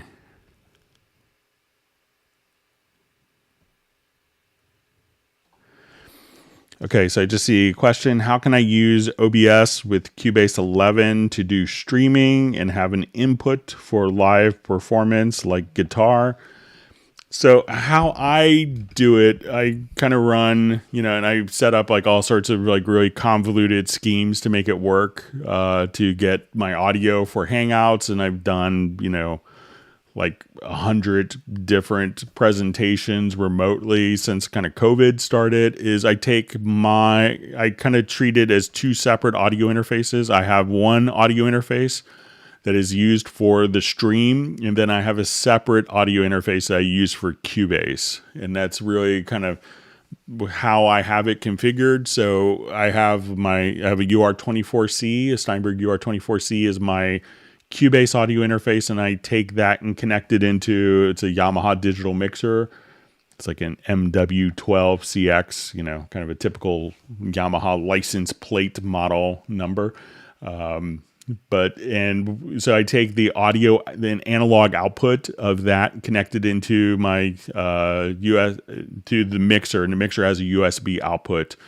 My microphone goes into the same mixer, and this allows me to mute, like if I have to cough, I could turn my mute switch on and off, and the 2 are kind of separated. So the USB output of my mixer is what is being utilized by OBS, and Cubase is just using the standard straight audio interface. So that's a really good way so you could track and record and be able to broadcast, play audio from your computer, have it with your microphone to talk about, to have your guitar part, and you're just kind of monitoring out through a different audio interface, and then use that for OBS transmission. So I think that's what I found to be the most reliable way, with changing sample rates and, not having to have a plugin that's loaded constantly, and, having to switch between different projects. So,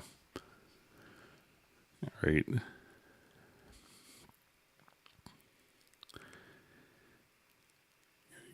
So I guess I'm at the point where my son had knocked earlier. So, in our witty comment from Gareth that Ryan is the genius behind the throne. So yeah, I often like to joke that my son, I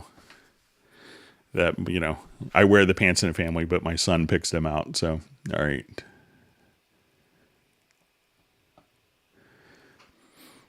Okay, so question. Hi, Greg. I have an important question. How can I set a default path to export for all my projects in Cubase 11? So when we want to come here, we could just say export audio mixdown. So I think that the path will stay the same until it's changed. So there is, if you wanted to export all to, you could choose to automatically put it into the project audio folder. You could have it go directly to a, to a mixdown folder within the project folder so it's independent to kind of keep it a little more separate and distinct. Or you could have it set to kind of like a generic path. So, this setting, if I start a new project, I believe that this will stick until I choose a new path. So say I do new project, come over here, and I drag my loop out into the project. All right, and we go to export, and we'll see if that path sticks. So I go to my export audio mixdown. And it's not, but you could just simply have it go to, a recent path if you wanted to. So, and you could clear the recent paths. So I think once you have if you want to consistently export to a separate, distinct folder that's independent of the project, that you could do it like that.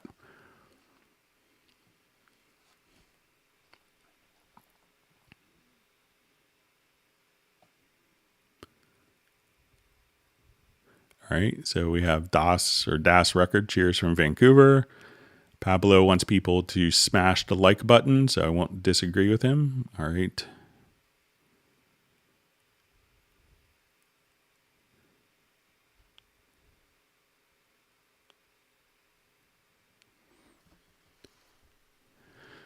Okay, hey Greg, I want to sidechain a kick to a piano sample, but don't want to hear the kick. So when I mute the kick or mute the kick track, it doesn't sidechain. Help.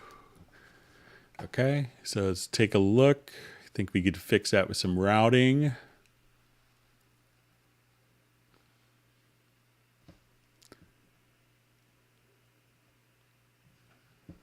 All right, so I think I have a sidechain example here.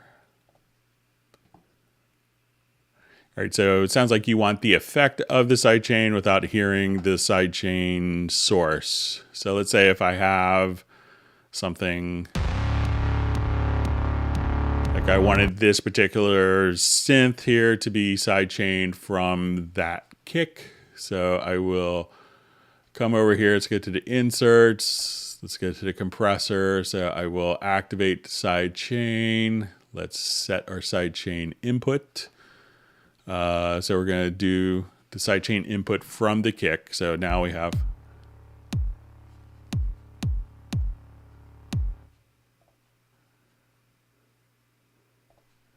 Okay, so we'll just come here. So we hear that kick triggering the sidechain. But if we don't want to hear that actual source file, I think if we just set the stereo out to no bus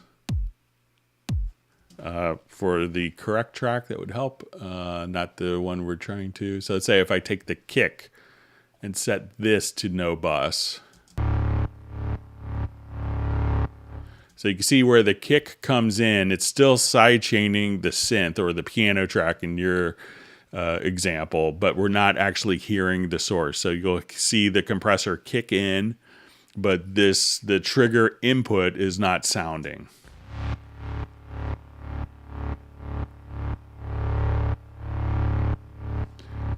And then if I set that to stereo out again, I could just, we'll hear it and set it to no bus. So we could still have it kind of react to the kick, even though we're not actually listening or hearing the kick. So just route it to no bus.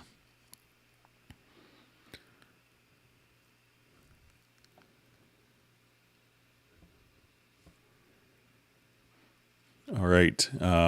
So we see a question. Hello, I could not find how to listen a MIDI note when we play after the beginning of it. Could you help? So let's say if I have All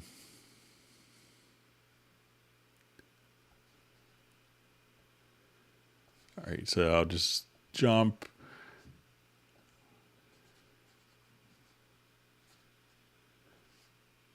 Here to this project. So I think what we want to do is just activate like a chase events. So let's say I have an electric piano and I just wanted to, let's say I'll turn off this. I'm just gonna hold down kind of one note. I'll hit record. And my son's having a little too much fun upstairs. Okay. So we have one piano note that's recorded. And let's say, you know, when we play it from the beginning, the MIDI note triggers if I play it from here. You know, so I think probably what you want to do is go to your preferences, and under MIDI, you just want to make sure that you have chase events active. And let's choose note. So now if I play in the middle, it'll just do that. So whether you play to catch the note on message or you stop it and start in the middle, just go to your preferences, to MIDI, and under chase events, make sure that you have note selected.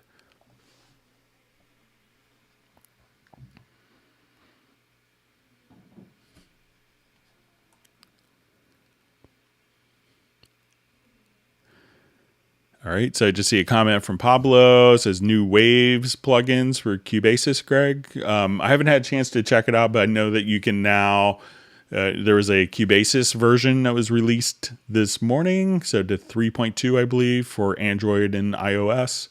So at that point, you could just use the, and there's, you know, different options, I think, for waves in-app purchases. I was kind of preparing for the Hangout, so I didn't get a chance to really read through all the details and download it yet. Okay.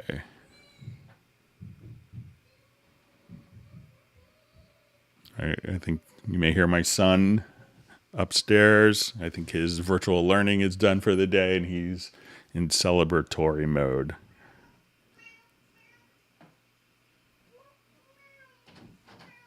All right, hang on just one second. My son's knocking. Bear with me.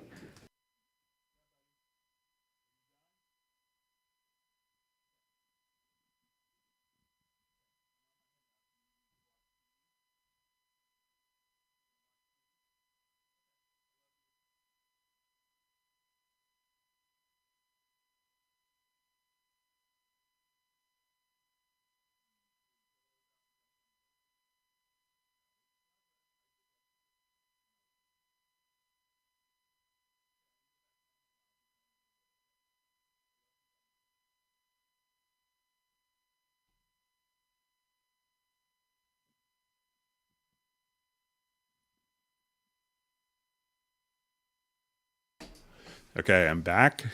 All right, so let's move on.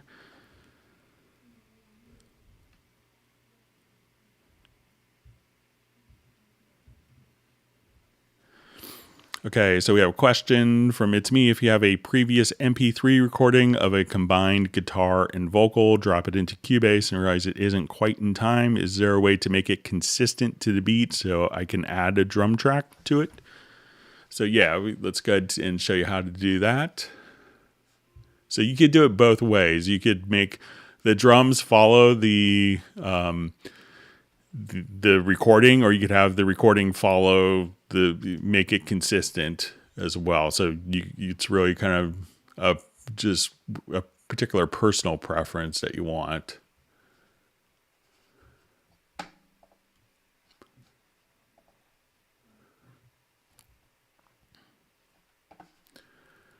Okay, so let's say we have a recording that wasn't done to a click track that we're hearing. Okay, so what I could do is I'm going to select the file, or one file if it's multi-track, something that's kind of rhythmic, and I'm going to go to my project menu and choose to do a tempo detection. So I'm going to analyze the file. I will now come over here, let's listen to it.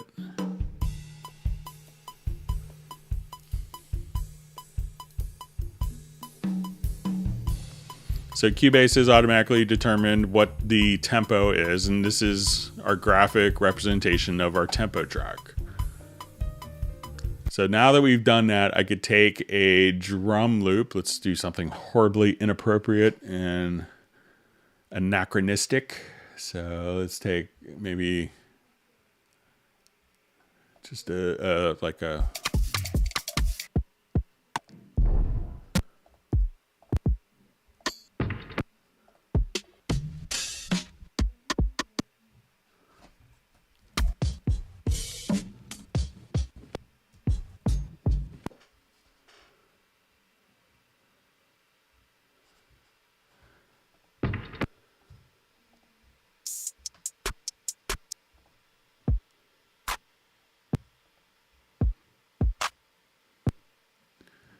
Okay, so let's say I just want to take this file over. So what I want to do is I'm going to find where the downbeat is. And as we do a tempo detection, it'll place it into kind of like 1/4 meter. And as we work with this, I'm just going to put this into 4/4. So what I could do now is start this particular drum loop.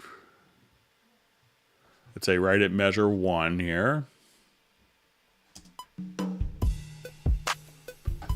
And I could place this drum loop into musical mode, and that's going to automatically align. So if I don't have it in musical mode, what's going to do is be off. So if I want the drums to follow the performance, if the performance felt good, but it just wasn't matching with the drums, I could take the drum loop and put that into, let's say, musical mode. And as we drag across,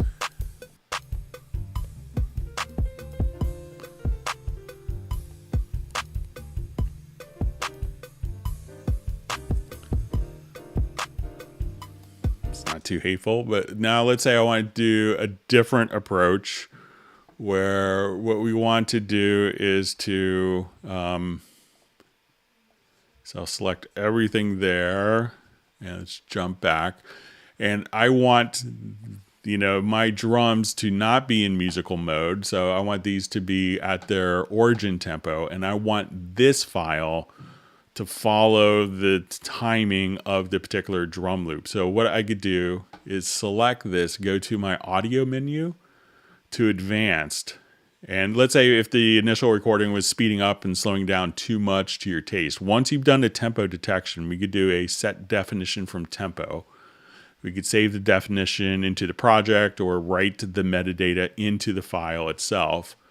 And now I could say I want this to be perfectly 160 beats a minute. And now my drum loop can automatically follow at 160 beats a minute. And I will choose to just kind of come right over here. And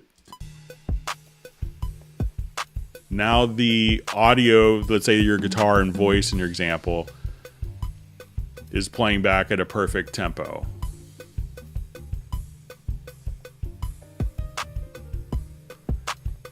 So if you want the original file, once you do a tempo detection, you could have the other files follow the tempo map that was extracted from that if you want the drums to follow the guitar and voice. Or if you want the guitar and voice to follow the grid, just do audio to advanced to set definition from tempo. And then that will be like a tempo parasite, if you will, and just follow the tempo.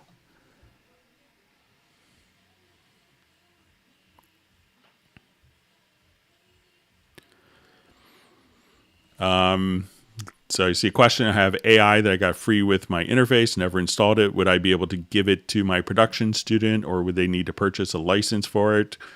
I didn't hear about it, but it's a free country, so it's, your choice to do with it what you want, Taylor. So I don't think there's going to be any problems.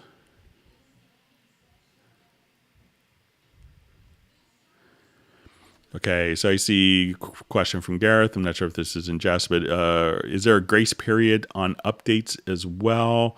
So, generally, if you've purchased to think just the, for the updates, so, what the grace period is really designed for is if you bought Cubase on November 1st and we came out with the version on November 11th, and then the people get all, irate. I just bought this and I'm already a version behind. That's really kind of the intention of it. Right. So we see Michael Teams from Weatherford, Texas on Hangout. Thanks for joining us. Glad you can make it.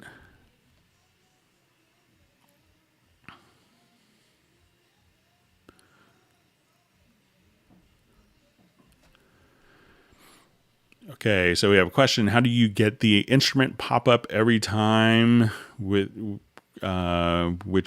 change it in Inspector? Is there a way to show the chords as you play them in the viewer?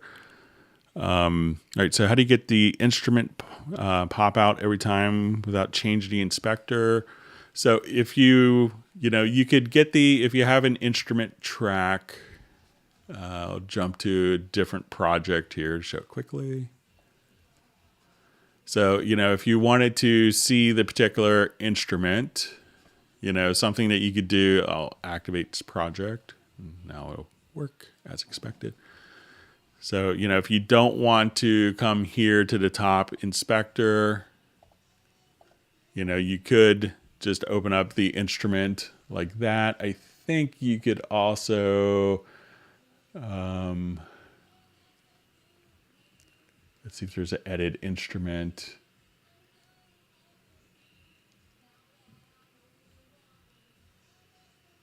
I'm going to turn the volume down on my son's TV remotely from my office. Bear with me just a second.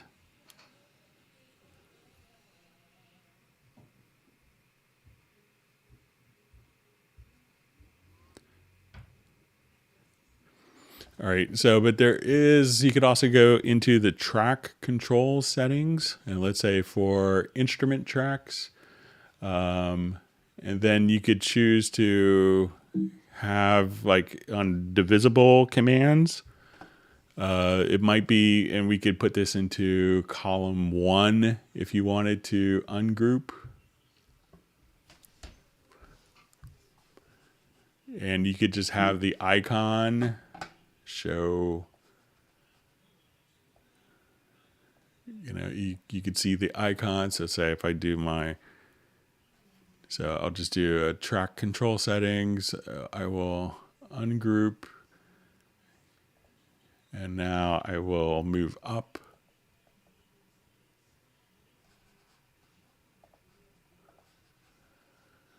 So as soon as I click here, I could now just see the particular instrument just to the left of the name if you wanted to. So that way you won't have to go to the inspector all the time to make your adjustments. Okay, thanks for all the great questions so far. Let's continue on. We're doing well on time. We're about 2 hours in. All right.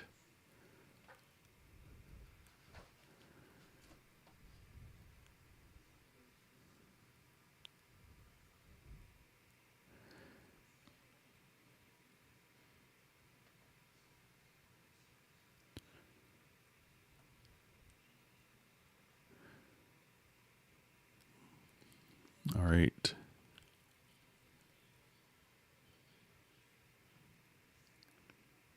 All right, reading through comments.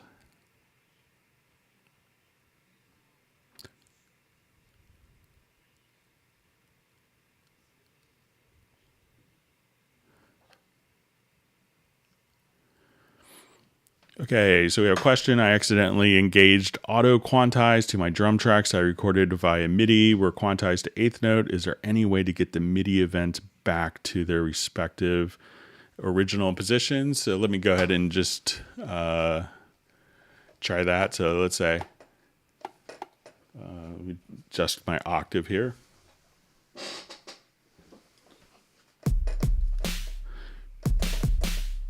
All right, so let's say I And doing recording, I have my quantized value, let's say set to eighth notes, and I inadvertently have auto quantize on, and we just turn on a click track for reference.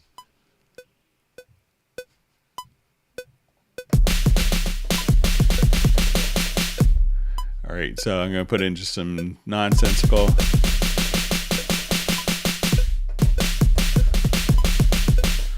All right, so now, even though I played a bunch of nonsense, it's going to play back as eighth notes.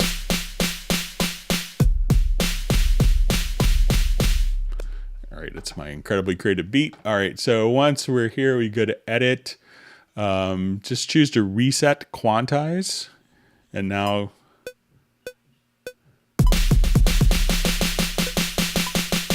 so all you have to do is just go to edit and choose reset quantize. And one of the cool things with, quantizing in Cubase is even if I quantize it to an eighth note, some people would undo the quantize and say, oh, I needed eighth note triplet, or I needed 16th notes.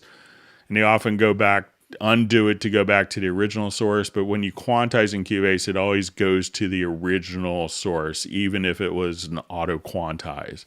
So if you inadvertently quantize to the wrong value, just go to your edit menu, select the part or the event, and choose to reset quantize.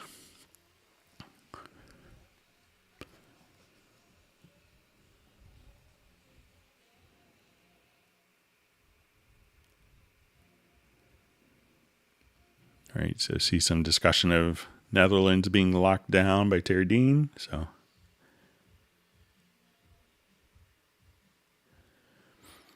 Okay, we have a question. Where is the custom plugin collection stored? So I can move it from the previous version to the current version.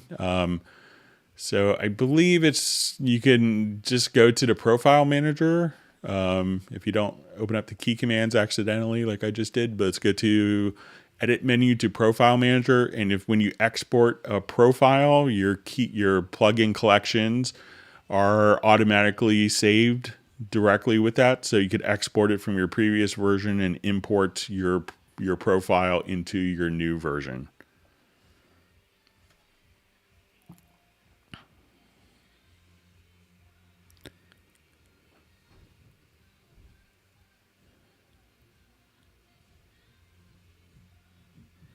Okay, reading through comments. Thanks for all the great questions. And then if you've learned something new, make sure you hit the like button. And if you haven't subscribed to the channel, make sure you do that as well.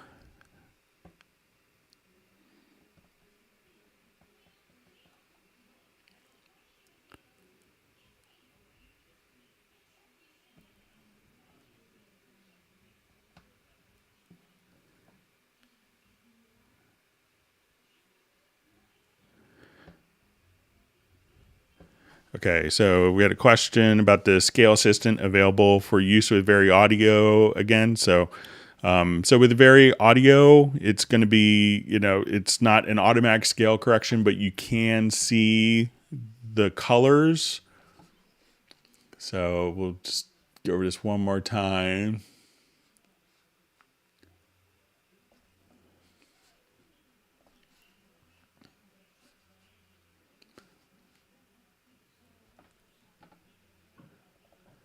So what you could do is once you're in Very Audio, you could choose the chord track as the scales, and the scale assistant can be derived from the chord track. So you can see green notes are within the chord, blue notes are within the scale, and red notes as you move them are out of key. So as you move the different notes, you could just see the colors and see where it's going to fall, if it's going to work or not musically for you. All right, good to see Walter Blackledge on the Hangout. So hopefully the little delay trick we showed you with the direct offline processing was helpful.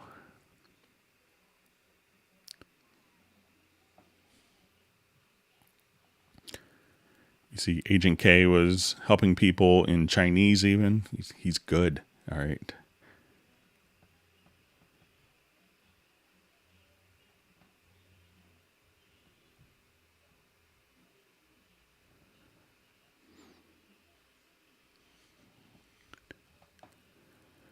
Okay, so I just see from Tanmay, we're just kind of a reiteration on a question. I think it was the first question of the Hangout. So every time automation track is hidden, I don't want automation to be copied, and every time it's visible, I want it to be copied. But I want one key command that toggle the behavior without having to touch automation track. So if you just turn on whether you want automation, what I would do again. So there's no way to automatically to say when the automation track is hidden, change the state to this. But what you can do, and I think it gets you to the same, to the same finish line, is just, if you, instead of having a macro to toggle the two different states, is just have the key command to just toggle automation follows events on or off. So, but there isn't a way to have it automatically engage based on whether an automation track is visible or not.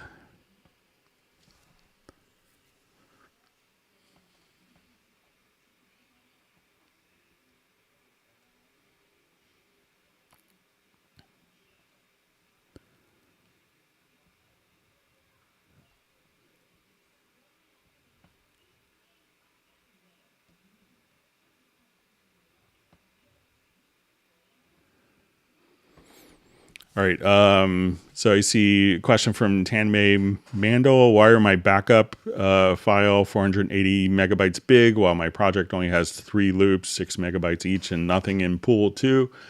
Check your edits folder. And also if you're running, I know you had shared the one project that was kind of seemed big. I think it was 700 megabytes. I'll do some more investigation.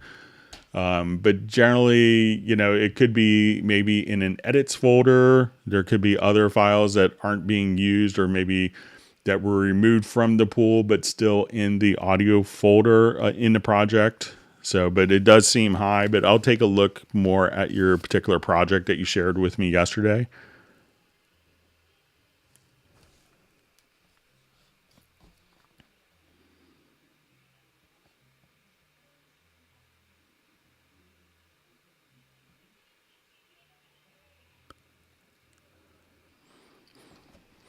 Okay, so a question. Hi, Greg. Thank you for your time. In the Cubase 11 MIDI insert beat designer, it is not possible to zoom out to see the entire pattern. Can this be fixed so beat designer displays entire sequence? All right, so let's take a look at it. So let me jump to different project here quickly.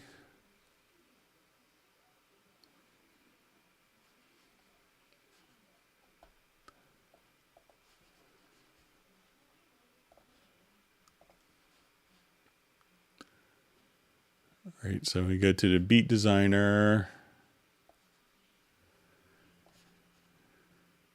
So, here we have it set for 16. All right, so let's say if I just kind of am playing here. So we have this set to, 16, and we see 16 divisions here. So we see like 16th notes.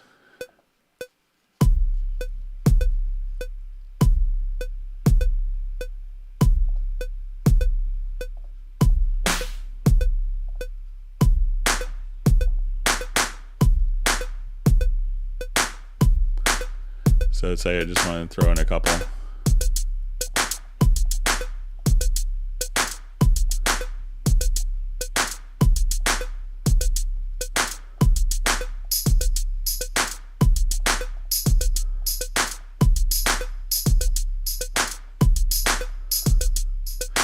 So, if I wanted to increase the number of steps in the,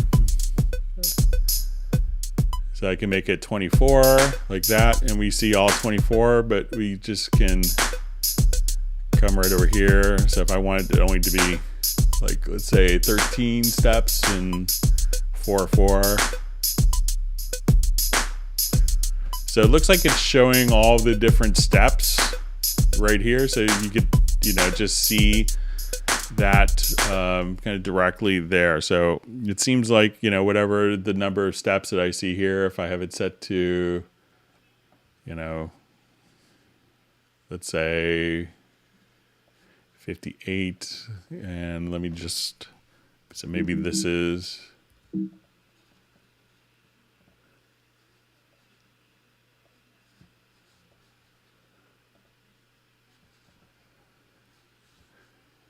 so maybe if you're doing more than, but let's just come here. I'll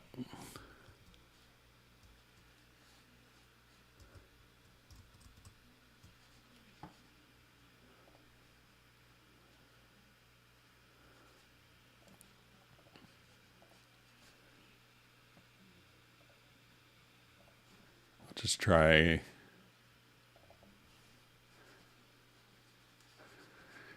So I can see if you're doing, but let's see if we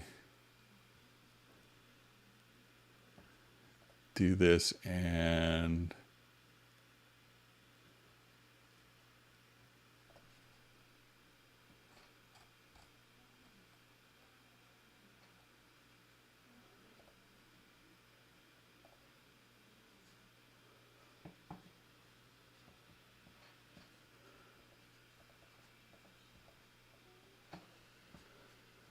all right, so say if I just wanted to.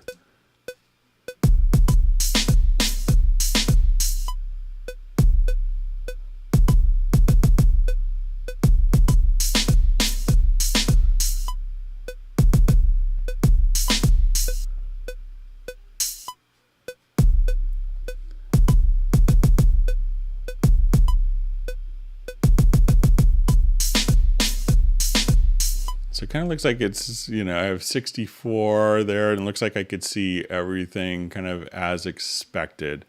So let me know if I'm doing something differently than you.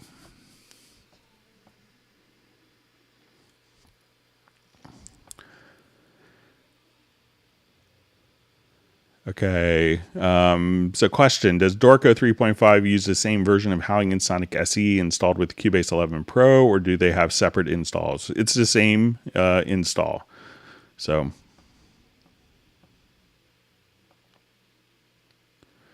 okay, so I see from Greg, can I do default path for the export tracks for all of my projects? So I think if you save it as your recent, as we discussed before, that you could just choose your recent or kind of your common folder as well.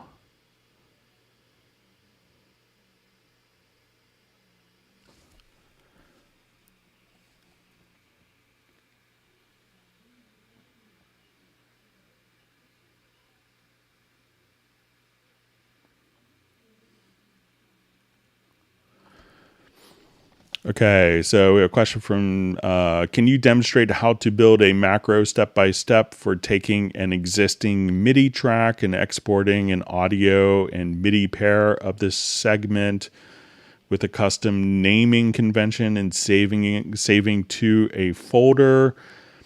Sometimes macros, once you get to different parts of the macro phase, macros can execute certain things, but then if you need to type in a name, the macro kind of stops there because the macro just needs to execute particular tasks. And if you have to, do different parts of the macro that require name entry, then at that point, it's not going to be included in a macro architecture of how it's kind of set up. So, but, so you could kind of simplify the process a little bit. So, by just doing, so let's say if I have, like a particular file here, so let's say if I have just like a little bit of electric piano going on, and I wanted to take this MIDI information and convert it to audio. So it has to be kind of a multi-stage, I think, to do what you want. But if we just go to edit and say we want to, render in place. So I want to do like this particular function. So I'll just say render in place with current settings. So that'll get us there. Then you could do something like, hide all tracks,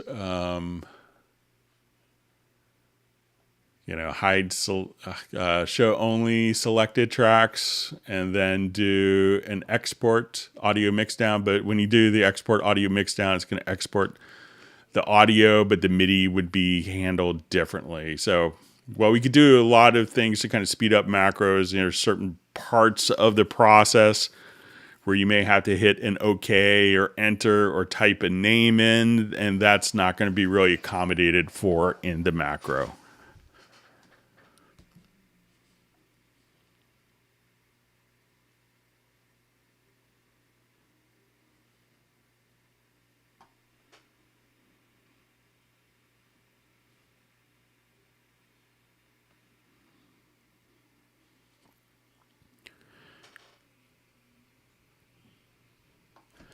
Okay, so I just see from Tanmay, we had some email discussion about this earlier. Is it normal to hear clicks on test tones or any audio file when you immediately hit pause after hitting play? So we'll just kind of show this. Let me just revert quickly here. And I'll just capture a quick test tone.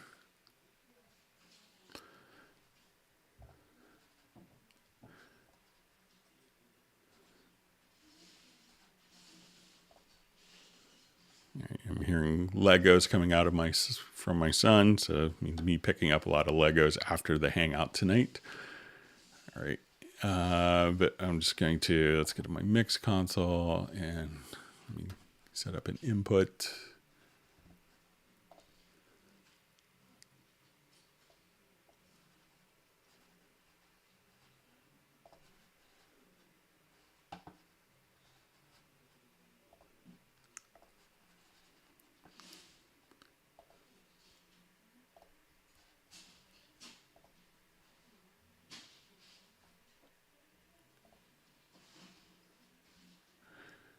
All right, so I'll just generate a quick test tone. I'll turn this down so it doesn't annoy everyone. So let's say I record my test tone to my file.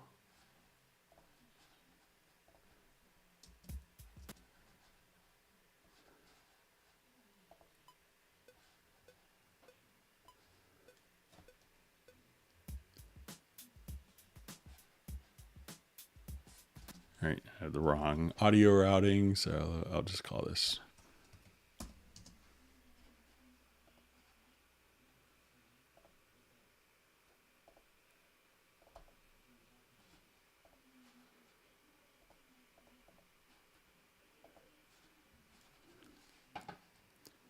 Okay, so let's say I record.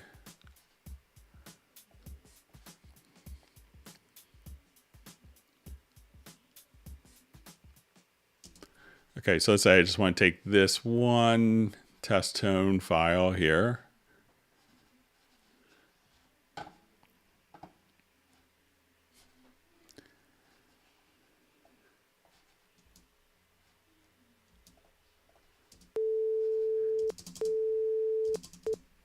All right, so I'm going to toggle my preference here real quick. Bear with me. I guess I don't have that key command assigned, so.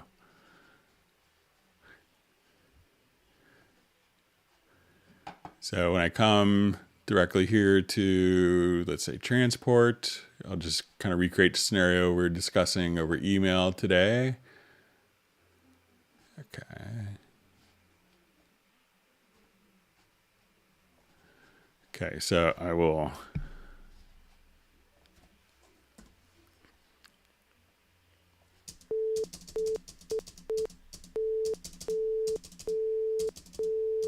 So you may hear I think it's normal to hear little pops and clicks because we're not stopping exactly on the zero crossing. So as we zoom in here, For where the audio is stopped, it's not at the zero crossing. It's close to it, but if we start playing from our file not at the zero crossing, you will hear just a little click or pop. So that is pretty normal.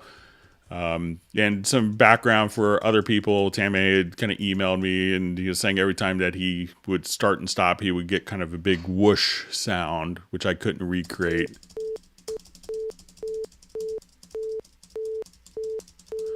On my end. And so that seems to be kind of, functioning as expected without any whoosh sounds. So you'll get a lot depending, just exactly where it was. And you could always turn on kind of automatic crossfades for playback. So at this point, you could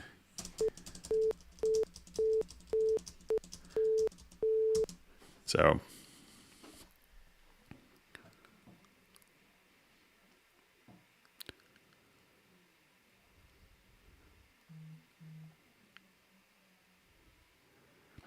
when's Cubase 12 coming out? All right, so Gareth probably had to sit through many Hangouts where everyone's, when's Cubase 11? When's Cubase 11? So he was the first one, I think, and the first Hangout after 11 asking when Cubase 12 was coming out. So as Agent K says, quoting me, when it's ready. So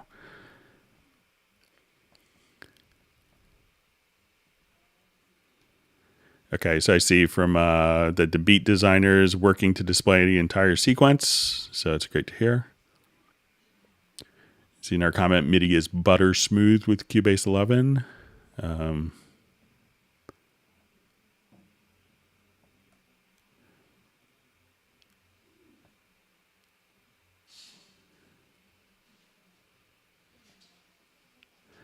And Gareth wants a free copy, being the first person to ask when Cubase 12 is coming out. So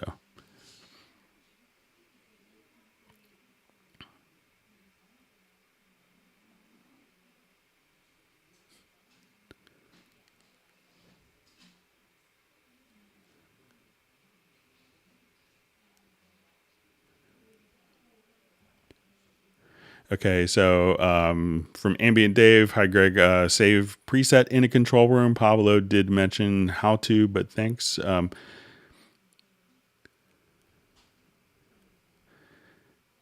So I'm not sure if you could save a preset in the control room. Once you have everything set up once you have all the processes set up in a control room, they will stick. But here, let's see.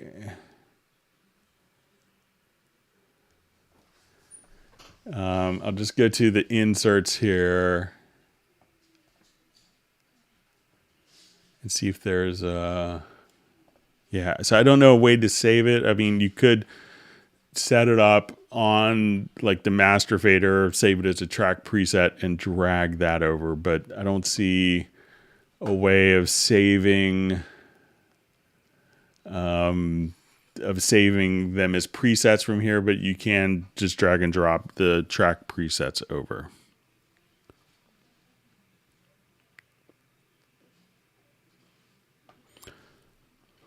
All right, so I see from Tanmay, Greg, did you look into the .back files issues not saving? So I think I asked you a question earlier, maybe on email. I'm not sure if I got a response. Because it won't be doing backups if there wasn't, it only saves, but it only saves backups if there were,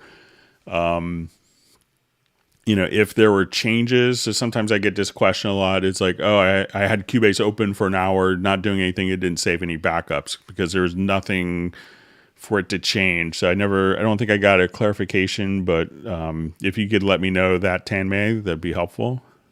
All right, good to see Jeff Zabelski from Chico, California. Hope you're doing well.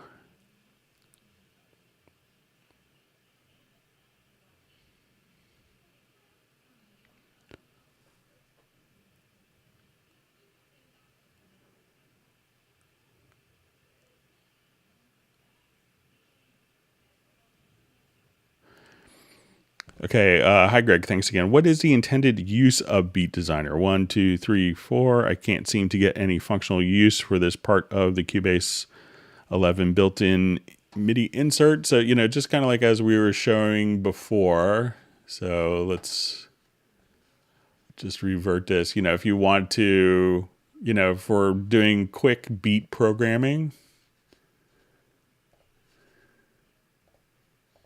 it's pretty straightforward for that. That's kind of the intention of it. So if we go to our beat designer here, I'll just kind of resize it. So let's say I'll start off with 16, and I just, want to program directly here. So it's like a little sub sequencer, if you will.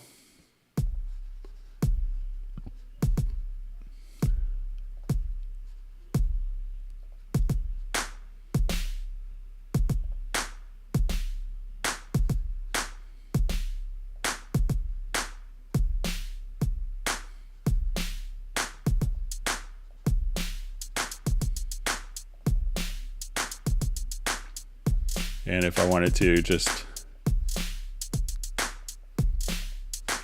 and you could apply different swings too.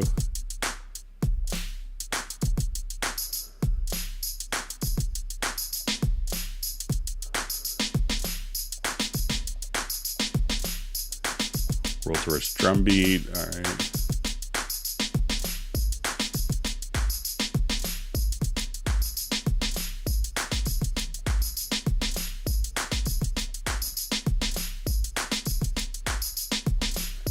So, just being able to come up with, if you wanted to adjust the velocity, put flams on different notes. And then you could do other stuff, like I wanted to come here and shift left.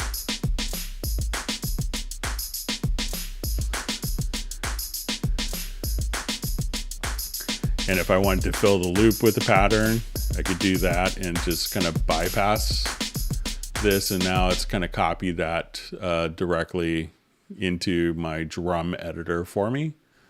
So you could do different stuff like that. So it's just, like an initial starting off point for beat programming.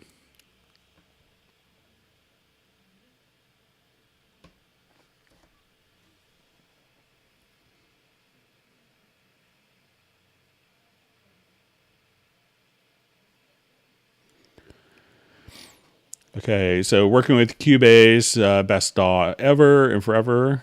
Thanks. On 2 monitors, when I have VSTs open, they disappear when I change to the second monitor, for example, to load some samples. So let's say if I wanted to come here, so let's say, okay, and you might just have to just put it to always at top. So let's say if I come here and now I go to my media menu. So I come here and then that window disappears. So probably what you want to do is just to, as we're here, just right click and choose always on top. And that way, as you kind of go through different, I wanted to come to my Hallian Sonic SE presets. You could just come right over here and drag and drop and keep that particular thing on top. So just try going near the top or the bottom, but generally the top, and just right clicking and choosing always on top, and then they shouldn't disappear.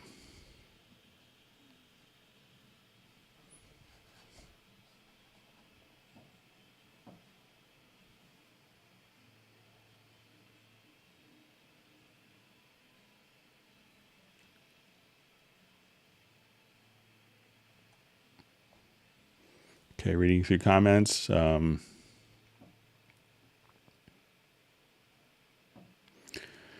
so question, where can I learn how to use Cubase right from the beginning for a beginner and eventually to become professional? Does anyone know? Thanks. What I would suggest, because depending, there's so many different areas of work that Cubase can handle really well. Figure out exactly what you want to do and set a little goal for yourself. It's like learning how to play guitar. learning how to play keyboard. I want to learn how to play this song. I want to learn how to program a beat and figure that one step out and realize that Cubase can do, virtually anything, any type of workflow that you'd really want to get into.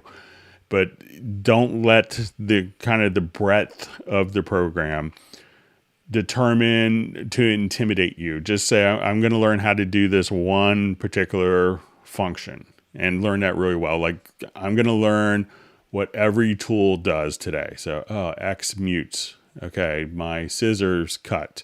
My eraser erases. And learn these tools really well. And then say, okay, when I hold down the Alt or Option key or the Control or Command key, the tool does something different. Learn those things.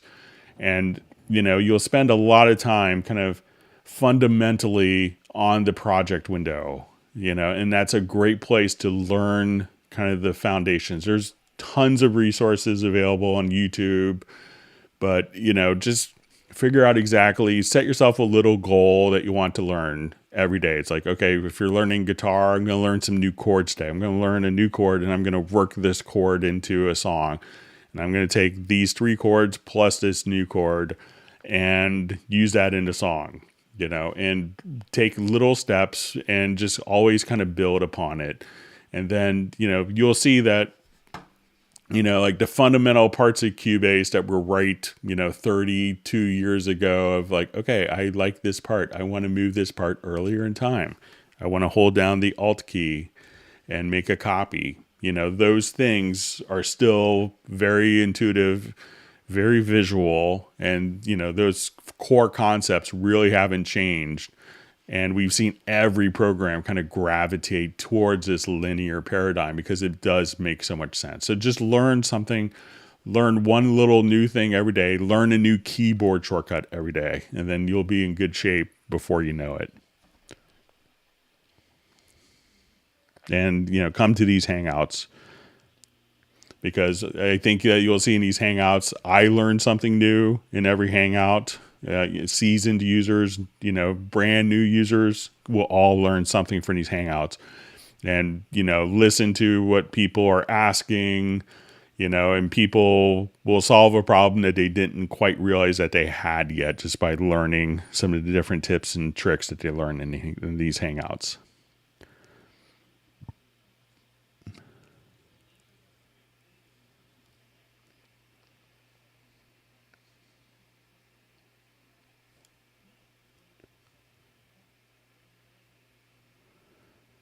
Okay, so both Michael Teams and Gareth want people to hit the like button.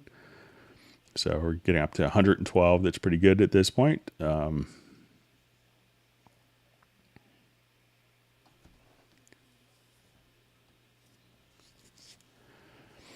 Okay, so I just see a comment from Jeff Zabelsky. I do my most creative blitzes in the living room with guitar every day. Am I the only one that wants my Steinberg DAW in their living room instead of the spare bedroom? It's a great point. I know people that, will, and that's why we make Cubases, so you could just be in your living room with your iPad and capture those little moments of inspiration. So, use that and then transfer your project directly to Cubase. So it's that's why we kind of make those two versions. So you could be on your phone and capture the idea.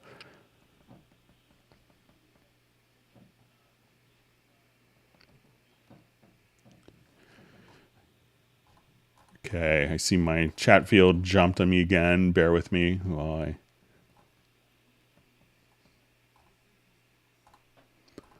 scroll back.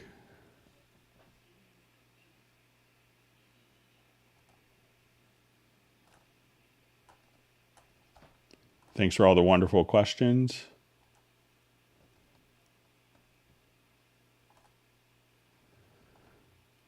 Okay, so sorry, I may have lost some questions, but let's go back.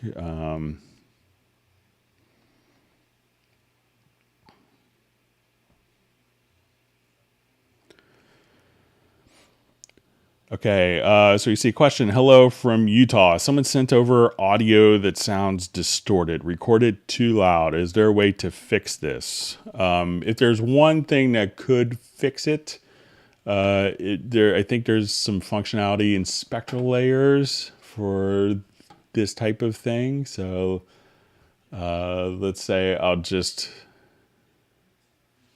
me just jump to another project here quickly.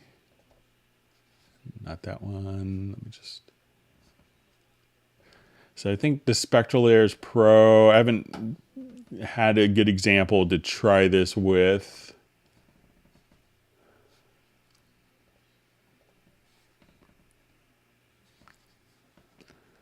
But I think under processes that there's kind of like a clip repair. So you could try that. I don't really have a good audio example to really kind of showcase it, but it is one of the functions in Spectral Layers is when the audio is clipping. Sometimes it's it's one analogy I heard from a friend of mine at a user group was, it's like you can't unburn the steak. So I thought that was a pretty good analogy, but you could try, Spectral Layers has performed some incredible voodoo magic before. So.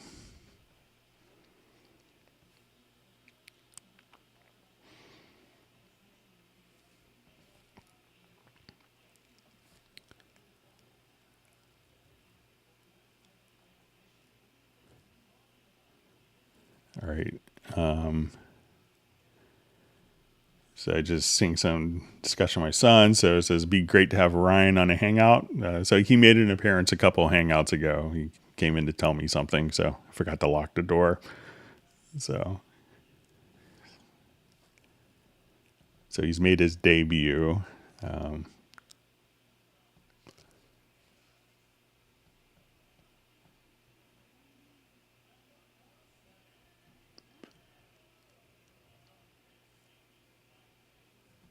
Seeing discussion of weather. So see Millard Brown's probably going to be getting snow like me. I think we're due for some snow tomorrow. Should be fun. I feel sorry for kids with virtual learning who won't experience a snow day. The joy of a snow day. All right. Going through comments.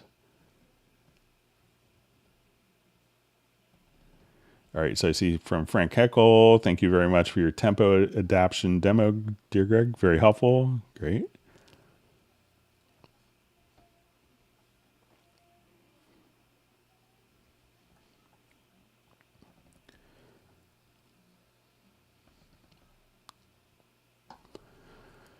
Okay, if you have a mono guitar track that you comp together, can you render that in place as a mono track and keep ending up with stereo? So it really depends on what you have set up. So let me just find.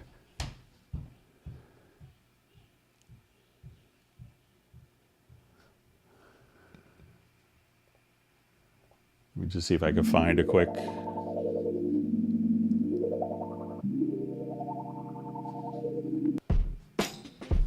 Like a mono file quickly here.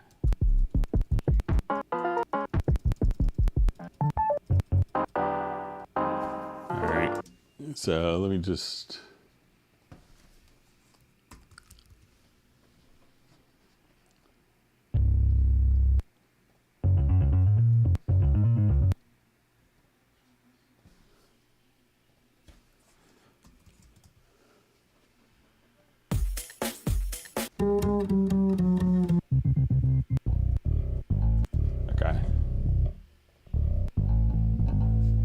All right, so let's say I have a mono file, and when we render in place, that it ends up being a stereo file all the time, kind of seemingly whatever we do. So what I want to do is so if I want to take this and I want to render it in place, we go to our edit menu, and we'll choose render in place. Let me just select. I'll just drag it over to this project.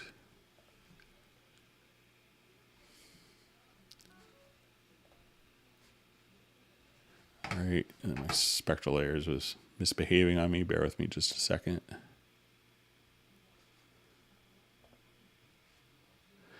All right, so it really depends on what you have for the channel settings for the render in place to take effect.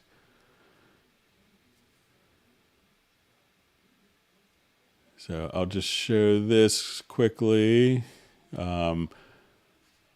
So if you have it going through like the master effects as well, so let's say,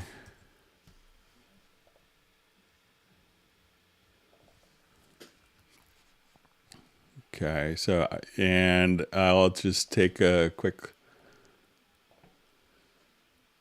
all right, so we have our mono bass part.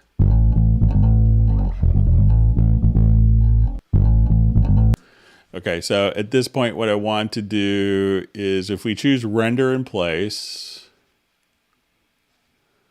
we can go to your render settings. So if I do just dry, and I will just mute the source events, I'll say render. It's going to be rendered as a mono file. Now, if I choose, we do our render in place and we run it through our different settings. So let's say our complete signal path. So let's say our channel settings. Let's see what it does now. It shows up as mono. Now, if it's going through the master, through the audio outputs and with stereo effects, and it's being routed out of the stereo output when we go to our render settings and we choose like complete signal path.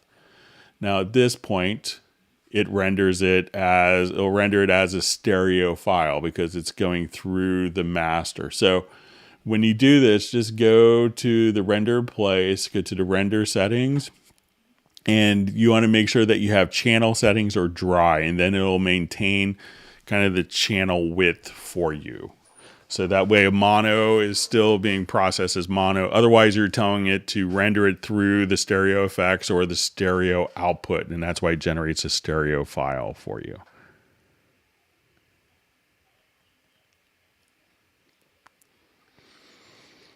Okay, we have a question. Hello, I have their Magic's Music Maker keyboard, but it gives no sound. Where's the problem? Let me just take a look at the keyboard and see if it's an actual keyboard.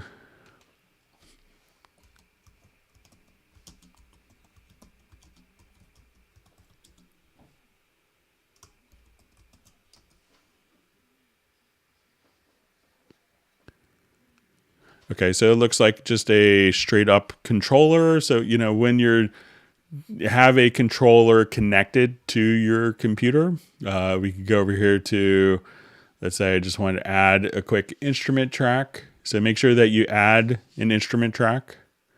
So, generally if it's a controller, it doesn't make any sounds by itself. So it will send MIDI information, and that MIDI information will be sent to the instrument, and then that instrument will generate the sounds.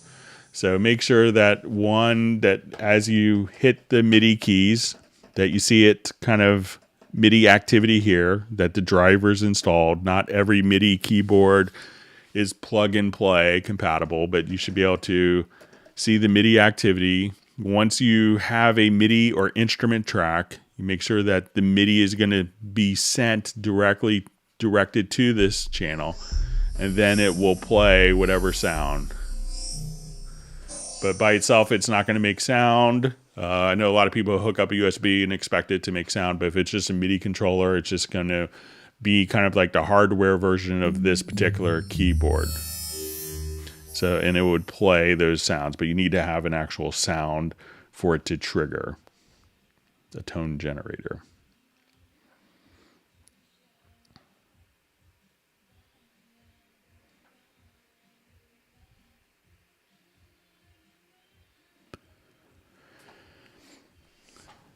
Okay, so we have a question. Is it possible to use QSends with a Focusrite 2i2? I'm lost on how to use QSends control room when recording with a vocalist. So you could set up to, use, generally the QSends are going to be ideally set up, if you want it to have a different, your Q mix, once you have your Q mix kind of defined, and we can do that in the VST connections window.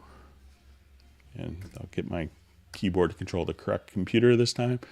So you could set up, your different outputs here. Now you probably have outputs that are set up as mixers, or like the output of your 2i2. I think that's a 2-in, 2-out interface. I'm assuming that just from like a rough generalization, but that's probably going to be the two outputs are going directly to your monitors. So if you have a vocalist, you probably, with the Q mix is generally so that they could have their own independent Q mix, like a different mix, so they could hear themselves louder, or the piano softer, the guitar they don't want to hear, the bass they want to hear.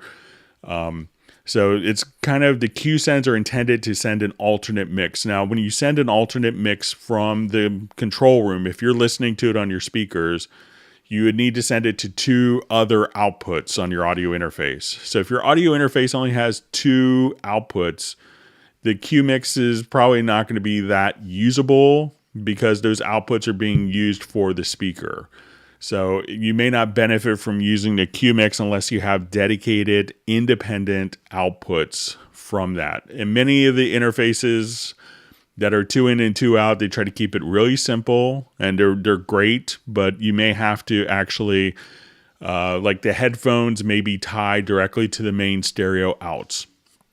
So when you're working with that, you may not have the level of independence and the kind of the different signals options between that. So the Q sends may not work with it's probably not ideally suited for a 2-in, 2-out audio interface.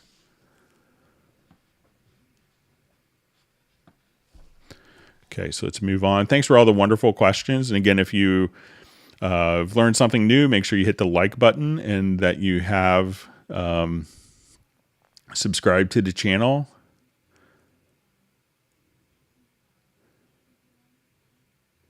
Gareth is both a nit quantized and anti-quantized, so that's good.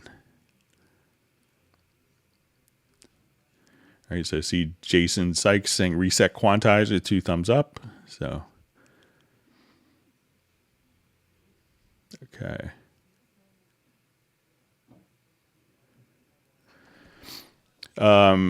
All right, so I just see a question. Hi, Greg. I've rendered in place my VSTI drums. How do I unrender to make a change in the MIDI? So generally, if we have, let me just close this project. I'll just open up another project.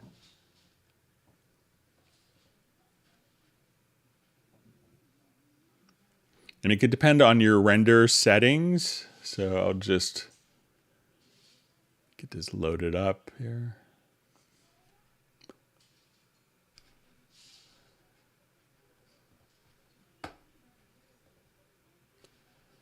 So let's say if I have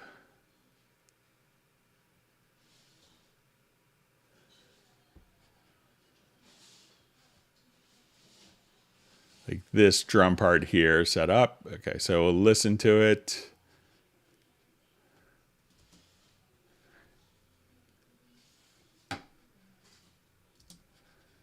Okay.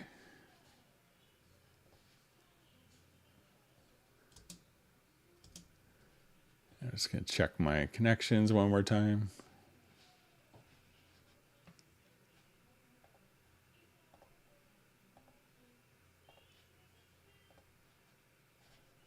Okay. Okay, so let's say we have our drums here, and I wanted to render in place those and turn them into audio and then go back and tweak it. So we do an edit. Let's just to choose a render in place. We do render settings. Okay, so if we choose to mute source events, so, you know, what we could do by default, I think this is what's selected. So if we select the event, we get different settings, whether we select the event or the track So if we have the event selected, I could choose render. And now it's going to render that particular file right there. And what this is this track is just muted. So I could unmute it and go in and edit, make a change, something horrible like that. So let's say, oh, now I want to, get rid of this particular file. Let's re-render in place. So if we come here and let's say I have the track selected. So again, with the event selected, you could choose to have the events just muted, or you could choose to keep the source events unchanged. So the original data is there. You may have to unmute it. Now, if we have the track selected as opposed to the actual event, we get two additional options. So we come here to edit, to render settings. We could disable the source track. We could remove the source track, and again, we could mute. So unless you specifically chose to remove the source track, then that track turns into, so if I say disable source tracks, I hit OK, it's going to render, it's going to unload this instrument and free it up from memory. So we see it kind of gets a bit grayed out. So that's going to be disabled. So the only time that you can't really go back and change the MIDI is if we go to render in place, to render settings, and we choose to remove the source tracks. So now when I do this, the MIDI will disappear and it's going to be just replaced on the same exact track with the audio. So unless you've selected the track and you chose to replace the events, you should be able to just see the MIDI there, and you may have to unmute it.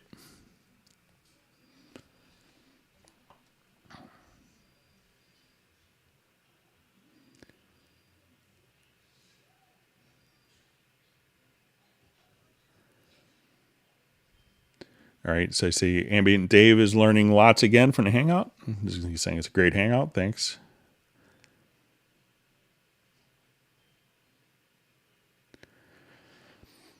So I just see a question. Any updates on Cubase for Apple Silicon M1 Mac? So I think it's running in kind of Rosetta, but I think it's a pretty big undertaking for some of the audio engine stuff. So hopefully I should have some more info before the end of the year on that. But, I'm not holding my breath for it because there's a lot of stuff, from not only us, but from many other companies that have to be kind of rewritten for that. So it's kind of a shame that so much has to be rewritten for a new processor. Okay.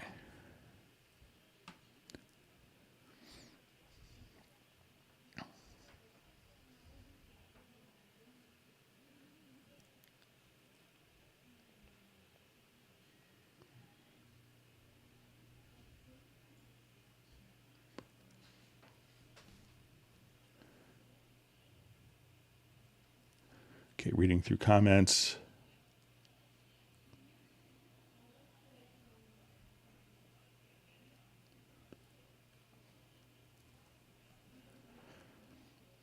All right, so just seeing from Didier Glorio. Sorry if I'm sure I mispronounced that, unfortunately. Says, Greg, this is a difficult one. Is there a way to program a macro or project logical editor to do this? But let me see if it's coming up. Okay, so I see it a little bit. Okay, let's say you cut 1 minute out of a song over 20 tracks, that you could say all what is left from the right pen. Okay, so let's say you cut 1 minute out of a song over 20 tracks, that you can say all what is left from the left from the right part of the cursor, just bring it all back after cutting in place. So let me just see if this, I'll just try something. So.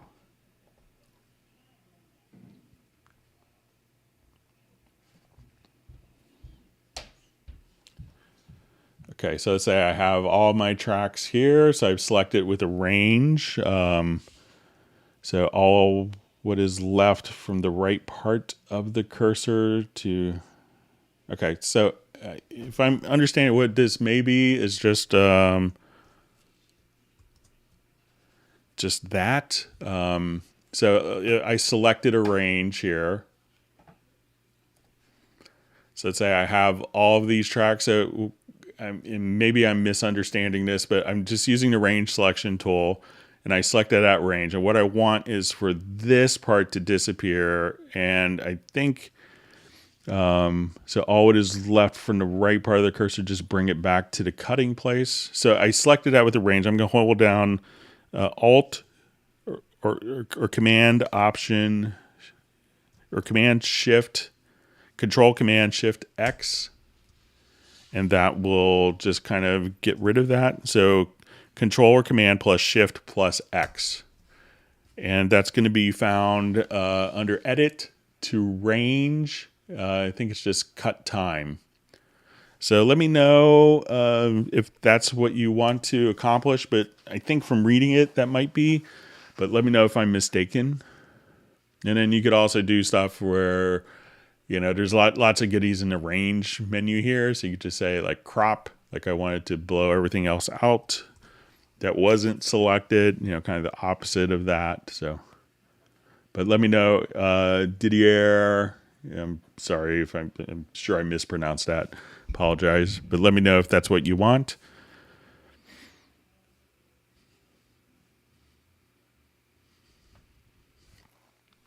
Okay.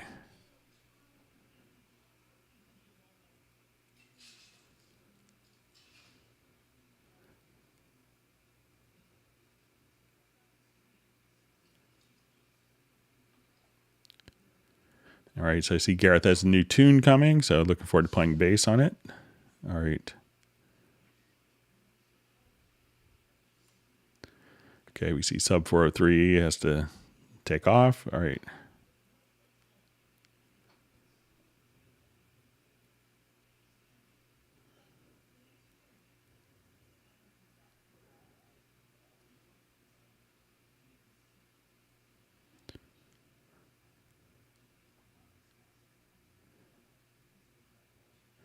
Reading through different comments, I've seen computer discussions with new Ryzen processors that seem really cool.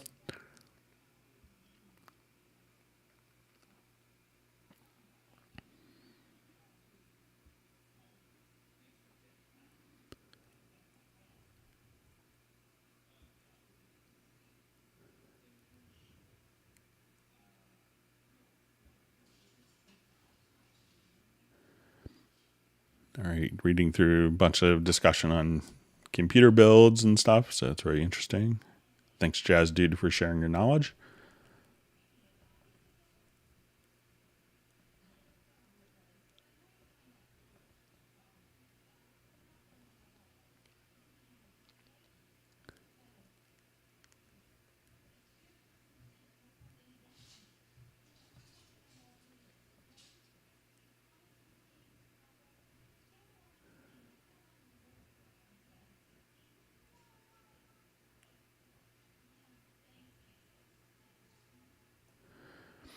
Okay, I see from Kerwin Young. Hi, Greg. Thanks again. My resizing issues are all fixed. It's glad to hear. The score editor window crashes upon note entry in projects with multiple tracks. Though disabled, it works fine with limited track counts. Why? So I was just curious, if you, I'm not sure if maybe it's isolated to a particular plugin. But I think, you just got Nuendo 11. I would try, as you start up, if I remember correctly, you got an Asus i9 laptop, but try holding down Alt Control Shift after you launch the program and start it in safe mode with the preferences disabled, and see if that makes a difference for you. So I would try that and see, it could be that maybe the template is taking a lot of memory away from your system. So, but I've never heard of like the score editor crashing, but it sounds like something maybe that's, You know, it could be graphics card related or something like that, but it's not typical or kind of usual. So, but try starting it with, to see if you can start it with the preferences disabled if you have the same exact behavior, Kerwin.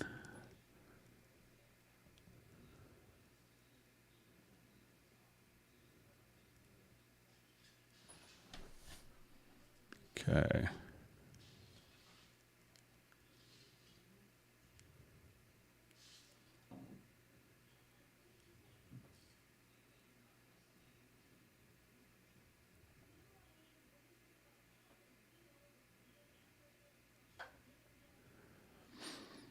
Okay, so so see Tanmay just saying I didn't activate return to start with the test. So let me give that a try one more time. Excuse me. All right. So I will just add a quick audio track here.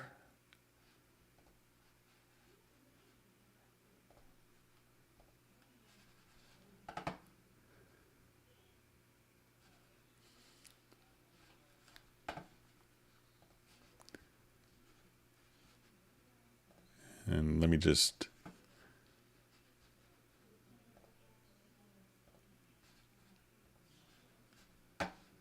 turn it down so you don't get blasted with a 1K test tone.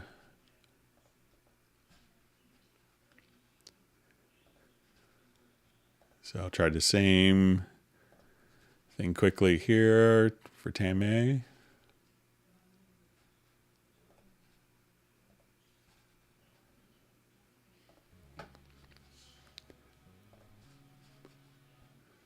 Okay, so we'll just do a couple seconds of test tone.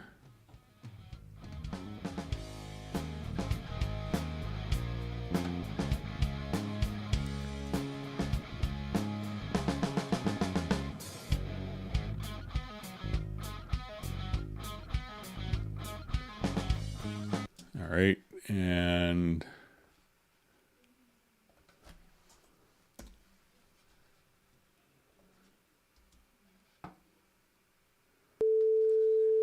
all right, so now I'm going to activate return to start and the transport.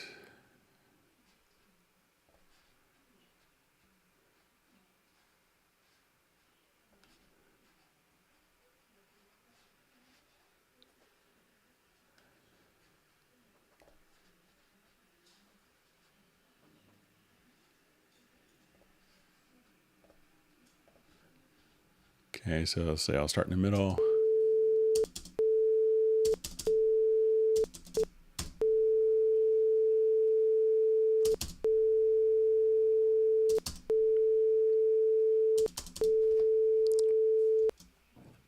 And let's say if I want to come here to my performance.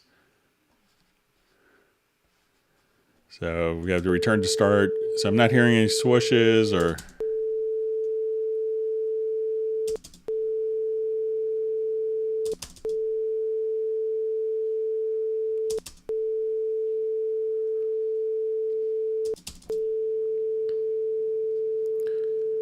So I can't really seem to recreate what you're experiencing in Tame. But, you know, when I look at your master effects, you know, when I think it's maybe this project here, we'll take a look at, you know, it's, and let's say I just go to like your master effects chain. When I see, you know, 1, 2, 3, 4, 5, 6, 7, 8 different plugins on your master effects, you know, I gonna think that the culprit's gonna be in there of why you're hearing kind of a whoosh sound when it's maybe you know, doing like for a look ahead compressor or look ahead mode in a process. So but you know, if you have just do a test tone without any plugins and see if you get the whoosh sound and add each plugin back in.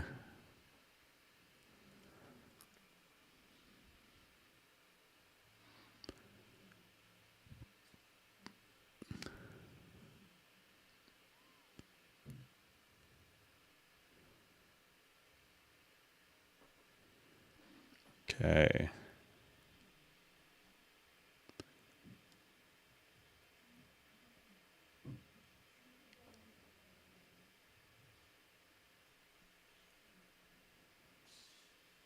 Okay, reading through different comments.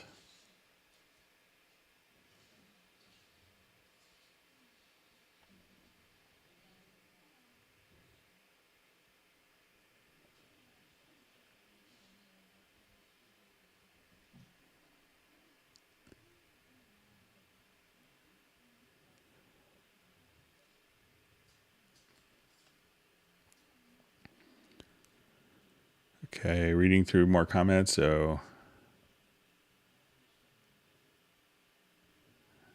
that's a great discussion going on. It's probably happened 30 minutes ago. Get to miss all the fun discussions. So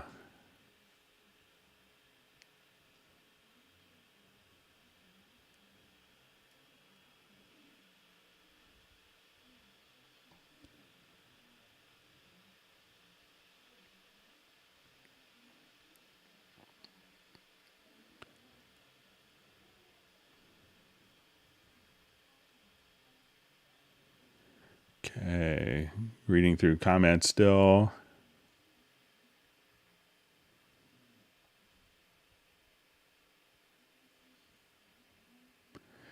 Okay, so I think from Dave says our MIDI inserts question what shows in the MIDI dropdown is beat designer, quarter, MIDI control, echo modifiers, transformer.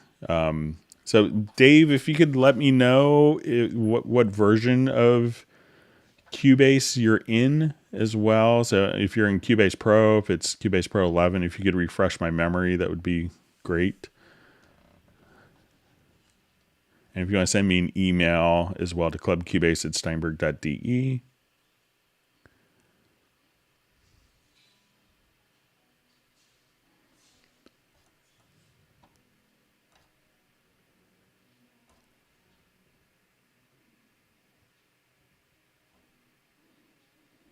Okay, my chat field jumped on me. Bear with me.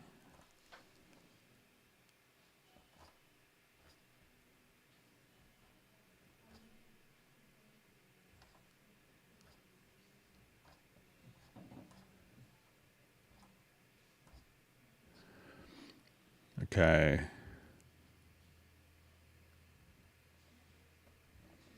Okay, so I think I'm okay. Just finding my spot again.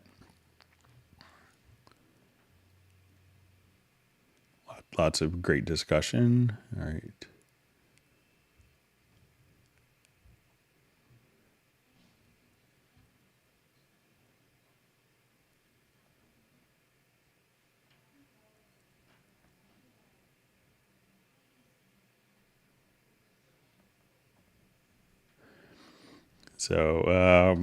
So I see from Sir Robert Robertson, Greg, I could do something with that beat you just made in Beat Designer. Well, if you get a hit song, Robert, I get a writing credit. So, but you could use it. It's in the public domain. So it's because of all of your loyalty to Steinberg over the years. It's yours. So Merry Christmas.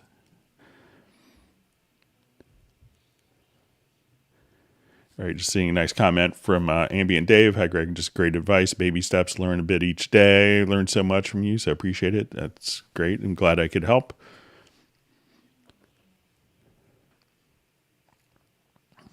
All right. So we have Kaleidoskop from checking in from Germany. That's great.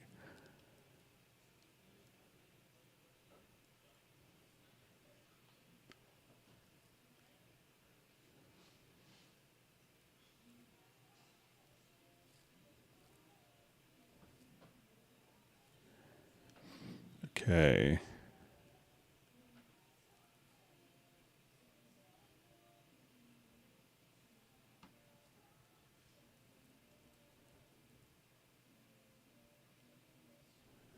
See, nice comment from Taylor. Says, been using Spectral Layers Pro. Does everything RX can do, but better. So it's great. Glad you're enjoying it. All right, so seeing more discussion from whether you should have your studio set up in your living room or your spare bedroom. I think it really depends on if you're married and have kids. So,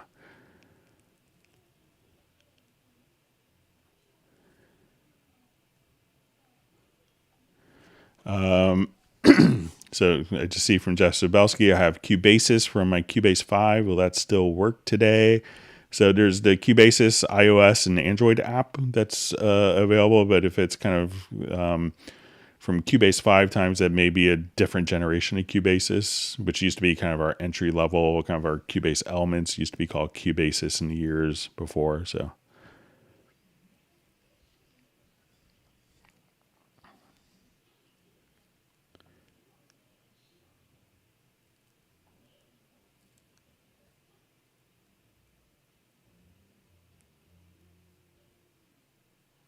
And seeing a great comment from Taylor about the clipping. So it says if your distorted file is caused by DAW clipping and not from the mic or interface clipping, you can convert it to a 32-bit file and reduce the level. Distortion will go away. So that's a great point, Taylor. Thanks for sharing.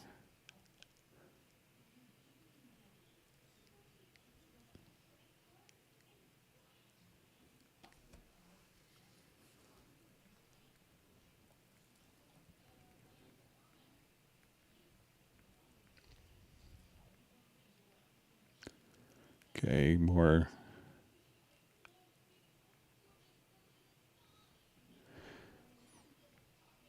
All right, so it's just see, is there a way to undo and redo in the sampler? If not, can we look forward to it in the future? So I think, we'll see more stuff coming in the sampler track. But let's say if I just wanted to take a particular sound and, but I'm kind of missing the undo as well. Let me just see if I have done different changes here. So a lot of times, we could take it out of the sampler track, and let's say if I've done changes in the sampler track here, let me just try Alt Z. So I'll kind of reiterate that point again about the sampler track. So.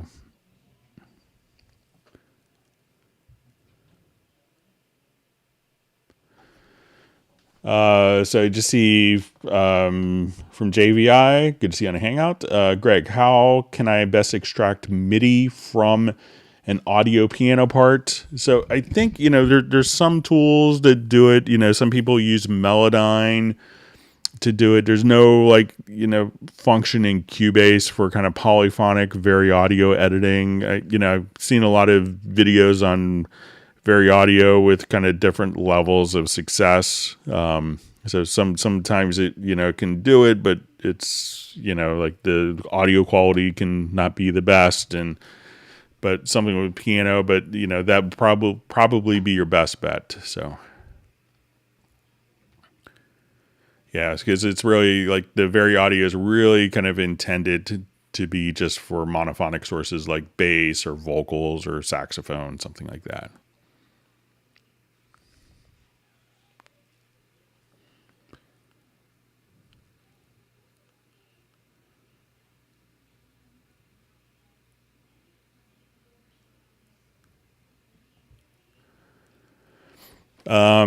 So it's just see from Ted Martin, is it even worth asking how to get VST connected to work? Spent hours trying and never works. Expect it's been asked many times. I don't have my other computer turned on, but if you want, I could show it for Friday's Hangout. I'll make a note to have my other computer configured and set up so it's on and not in the closet currently, but we could show it on Friday's Hangout. But if you could, Ted, if you want to send me just a quick brain cramp email reminder to clubcubase@steinberg.de. I'll make sure to have my computer set up for Friday's Hangout.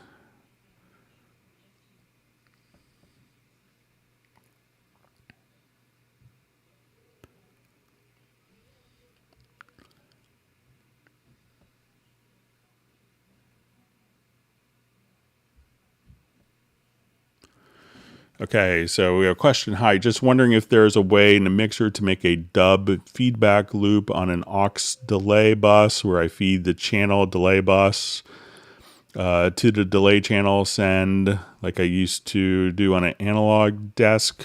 So let's go ahead and take a quick look.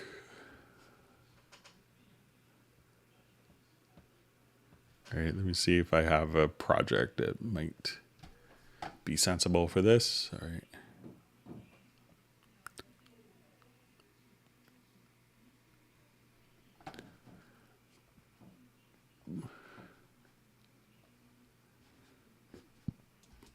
Okay.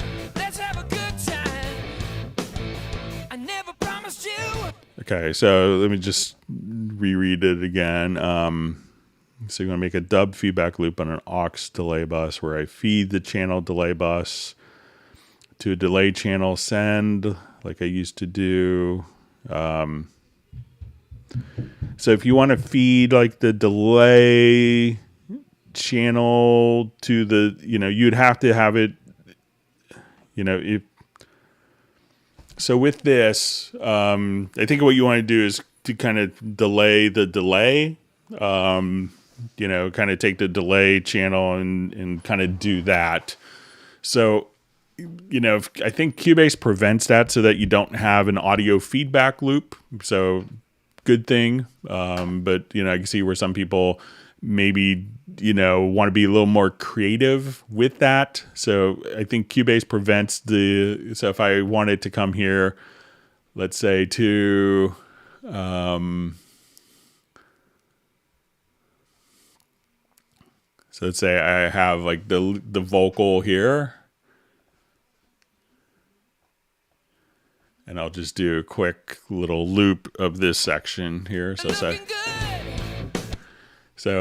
I think if I'm understanding, I could be totally off on this, but let's say if I'm here and I want it to, so I have a mono delay on it already. I'm in the neighborhood. I got some cheap wine. All right. And then, if you wanted to come to the effects channel,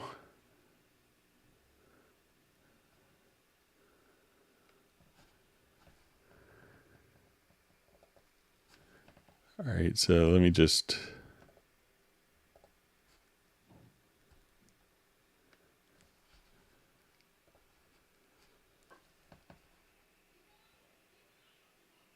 all right, so say we go to the effects channel, and now I wanted this to be, so say we go to the mono delay channel here. Okay, so I think what you want to do is just to be able to say, okay. I'm in the neighborhood. I got some cheap wine. Let's have a good time. So when you go here, you're not going to see. I'm gonna stick around. But So you're not going to see the ability to send a delay to the delay because that can't create a feedback loop, which would be very bad for a lot of people. But if you wanted to get kind of a similar deal to it, what you could do is just come over here and get into the multi-tap delay. Because anytime that you have like your multi-tap delay, you could just come over here and choose your delay. So at this point, each one of the modules, you could now have it set to its own delay. So you could delay the delay. I'm in the neighborhood. I got some cheap wine. So that way you could have the delay kind of cascade, and you could, adjust the amount of the mix of that. I'm in the neighborhood. So if I don't want it there. I got some cheap wine. All right. So hang on, my son is knocking. Bear with me.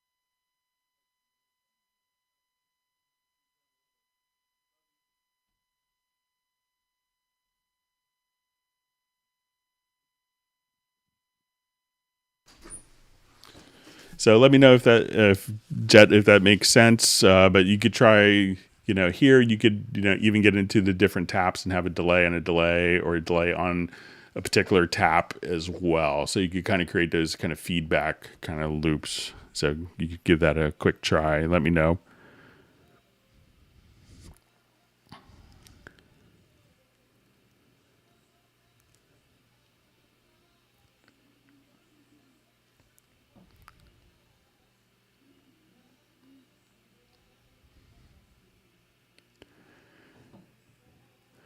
Okay, so we have a question. Is there a way to save preferences in the mix console? By default, it only shows routing, inserts, EQ, strip, and sends, but I like it to always show pre and sometimes forget how to load it. All right, so if we're in our mix console here, so you could always go to the racks and that will kind of stick with the project. But it's going to be found under the racks. And you could just simply turn on and off the pre. And I think if you wanted to go over here, so let's say if I save this as a configuration, so let's say pre,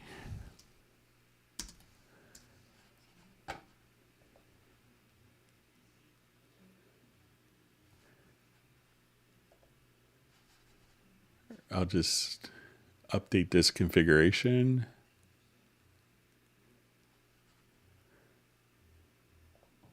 Okay, so I'm going to come here, just add this. Let me see if this.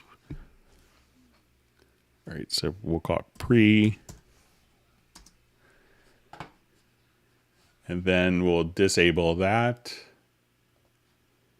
And let's say I just want to see just inserts and sends.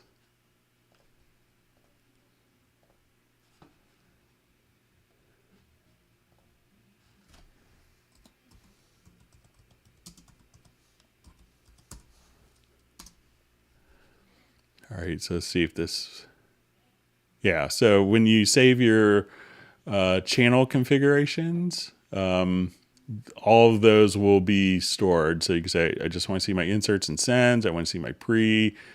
So at that point, you could save kind of different configurations. But you could always activate and deactivate it by going to the racks choice there. So let me know if that works for you.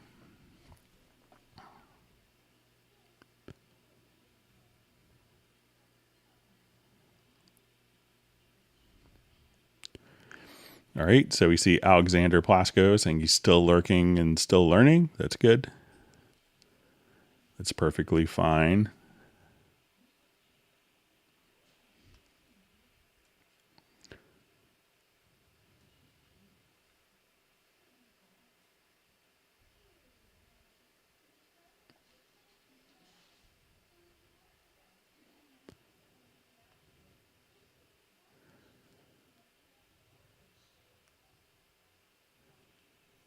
All right, so see the Hot Mess EP will be coming. All right.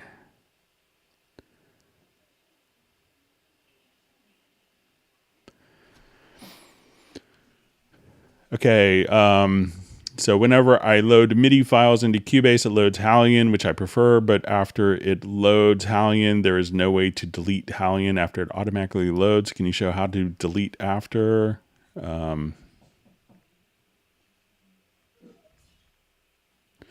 Okay, so let me see if I have a MIDI file here.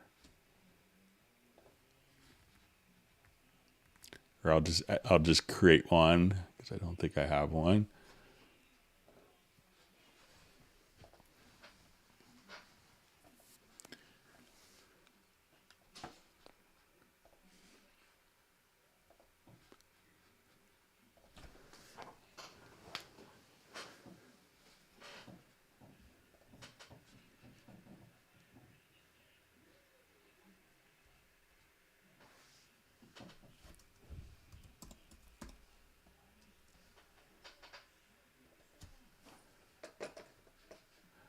Okay, so I will just come here. Okay, so I will just All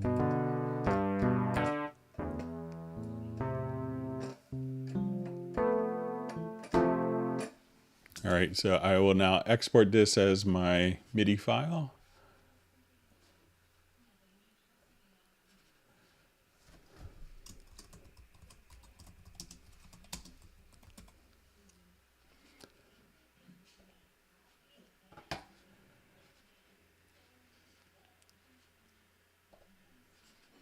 Okay, so I'll close this and let's import.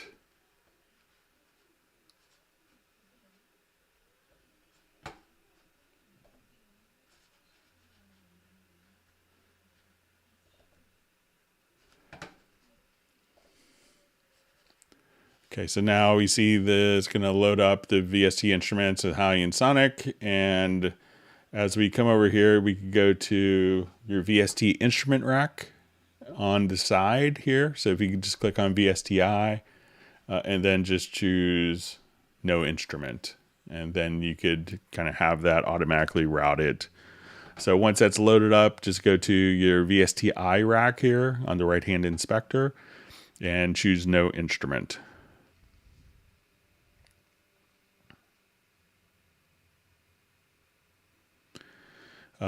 So I see a question. How do I place MIDI and audio tracks move in Mixer and not only in the transport window? So currently we can't necessarily, it's not designed to move within the, in the mix console. So if that's what the question is, so so if we're in the mix console, here, it's not set up where we can move directly the channels, and that's kind of done at the project window. So as I would select a particular track, we can now move this up and down accordingly and see that kind of jump.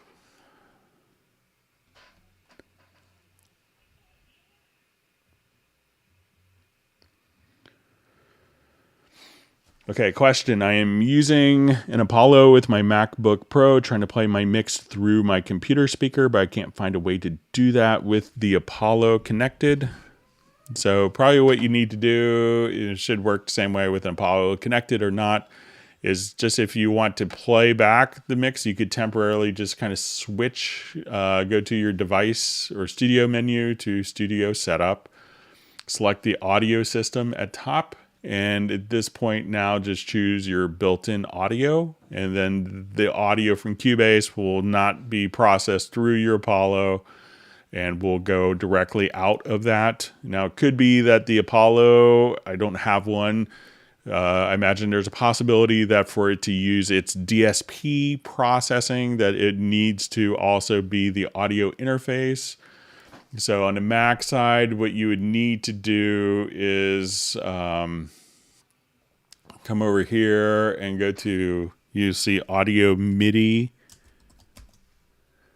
setup utility under applications. So say you go to utilities, and this hasn't changed in almost 20 years now for Apple. So let's, and then go to your audio MIDI setup, and then you could click on the plus sign here and create an aggregate device. And then you could add the outputs of the MacBook Pro or your built-in audio of the MacBook in addition to the Apollo. And once that is set up, all you would have to do is choose to, in your studio setup, you would choose your aggregate device you would see listed here. Now, once you do that, that will compound the latency.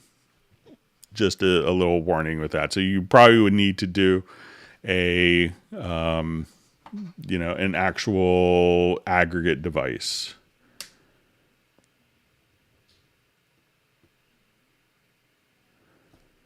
Okay, we see question. Hello, what is the shortest way in Cubase 11 to move an audio channel to a MIDI channel and vice versa? So, the quickest way to do MIDI to audio, like we've shown, is going to be with the render in place. You can do that from render in place. So I don't really have, so I'll just select something here. So you go MIDI to render in place. And for like a vocal or, you know, a monophonic source, to turn that from audio to MIDI, we go to your very audio. It's not going to work with chords, and under functions, you could choose to extract MIDI. All right, so I see Gareth is indicating we have 2 new songs he's going to send over for me to play bass on, so looking forward to it.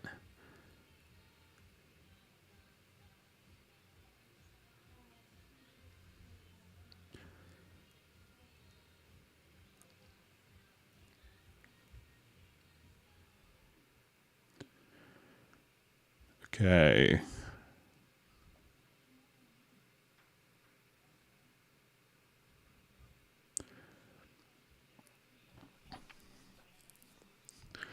Okay, so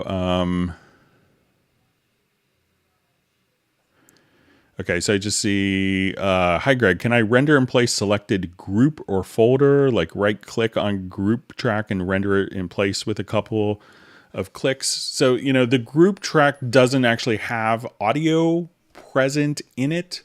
So, but let's say if I have a group track, so it's kind of a different approach because there's actually no data in it. So I'm going to take like all the drums here, and I'm going to assign a group channel to all the selected channels. So, and we'll just call this drum bus. Okay, so as we're going to hit, so what I want to do now, so I have this group channel, and what you can do is we can add a stereo audio track. So I will do this, and for the input of this stereo audio track, I want it to be from drum bus. So now the audio from the drums gets sent to the group, and now I could just record all of my drums because the drum bus is set as the input. So it kind of does it in real time. So now when I play back this particular drum part, so this is the recording of my drum group, and we'll just kind of play it back. So that's all the different tracks. So it's not really a render in place, but it gets you to the same spot. You get to the finish line just the same way.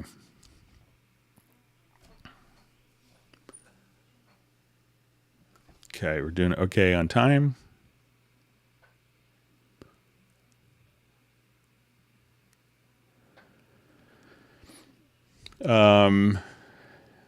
So let's see. Hi, Greg. With the learning process, is there a PDF I could download for the keyboard shortcuts in Cubase 11? I don't know of one. There's kind of a very generic one, but it doesn't get super in depth. But you know, on the Steinberg website of like the main controls, I'm sure there's probably something on Jazz Dude's Discord channel that you can probably find.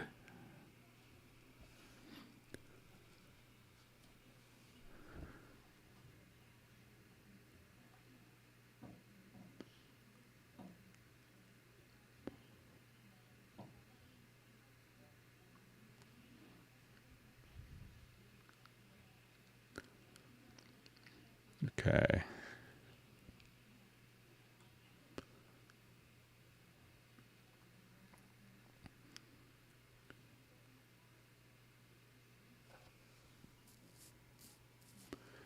Okay, so I just see a question. Hey, I asked before, but is it possible to have 2 outputs, one to speakers and the other to line A? So, you know, you could send all of the, you know, what a lot of people will do is take, like, let's say we go to the mix console, it'll take, you know, everything, you know, send everything to a group, or, you know, so you could kind of molt in a couple of different ways. One is to, on your master fader is, you know, or people will sometimes set up everything going to a group, like a master group, and then that group goes to the master fader, and they could send that group to another destination if they wanted to. So, and sometimes often within control panels for audio interfaces, there's going to be, ways to kind of mult out different channels.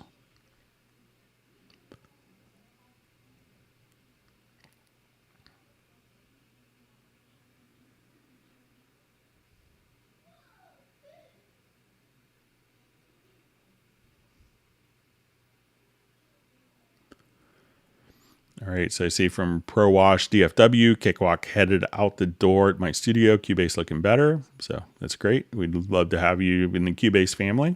So,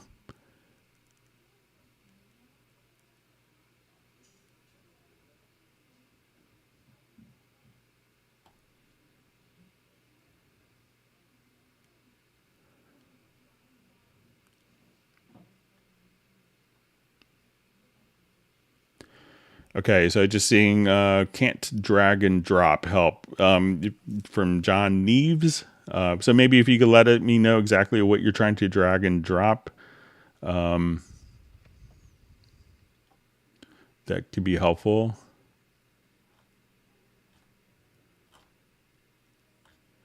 Okay, my chat field jumped on me again. Okay, so.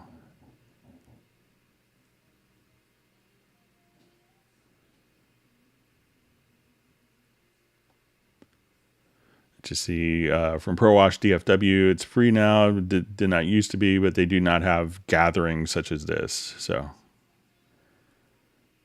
yeah, we like our customers. So,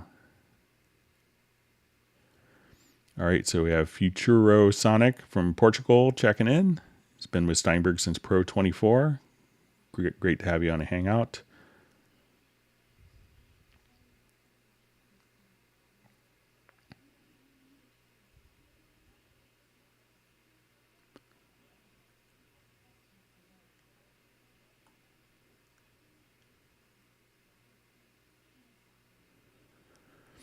All right, so hello. When sending audio to groups, can it be pre-inserts? So the audio is going to come in before the inserts in the signal flow. So like when, but if you're, so let's say, but I guess it's probably, so it's not going to be pre-insert. So let me just think about it. So when we look at kind of our channel strip here, so the audio is going to go in here, take, the particular track here, and it's going to go through inserts, channel strip, and then, kind of mimics the signal flow here from left to right is kind of the signal flow. So it will be, it will include the inserts, but you could bypass the inserts and all the selected channels as well.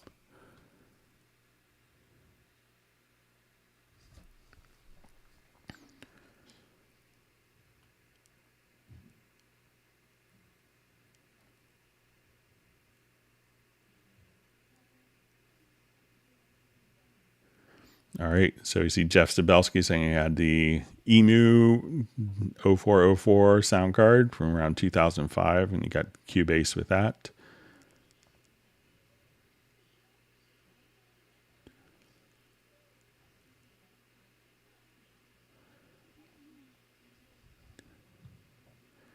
I just see sounds like old Montrose, so maybe that's one of the projects. But yeah, Montrose was a Cubase guy, so miss talking to him.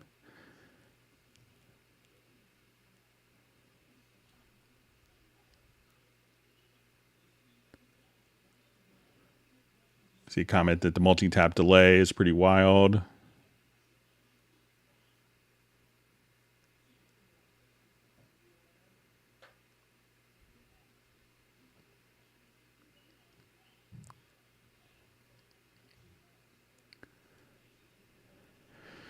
All right, so we had a question. Hi, Greg. I'm building a template. What is the best way of doing this? Rack or track instruments with Contact 6 players? I think it's going to be, probably doing more. I would do instrument tracks and try not to do as heavy, like multi-timbral, because I'm not sure if I'm not a contact expert by any means. But I'm not sure how that really splits across multi-cores very well. So a lot of plugins, like, Hallion is kind of an exception that could spread across. You could define how many cores Hallion is spread across. So you could allocate the chords, but a lot of plugins will only utilize one core. And I see people trying to do, 80% of the work using, 1/12 of their computer by loading up multiple sound, a multi-timbral instance of a sampler, something like Contact. So I would try to have fewer instruments loaded, but more instances, and that should probably scale better.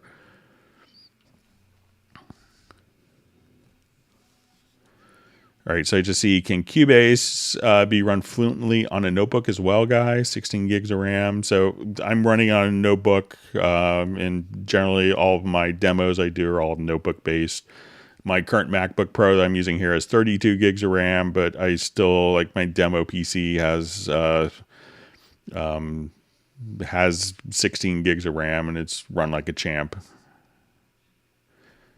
Okay, so I see just confirmation from Jetly. Thanks for going through the delay. It is the feedback loop I wanted to create. Yes, delay the delay. If you control it is fun. I've noticed that Cubase doesn't have a send on the effects. Appreciate it. It's just really to kind of make sure you don't get a feedback loop, because then if people get into like weird feedback situations and blow up their speakers, it's not pretty. So, and they get mad at us.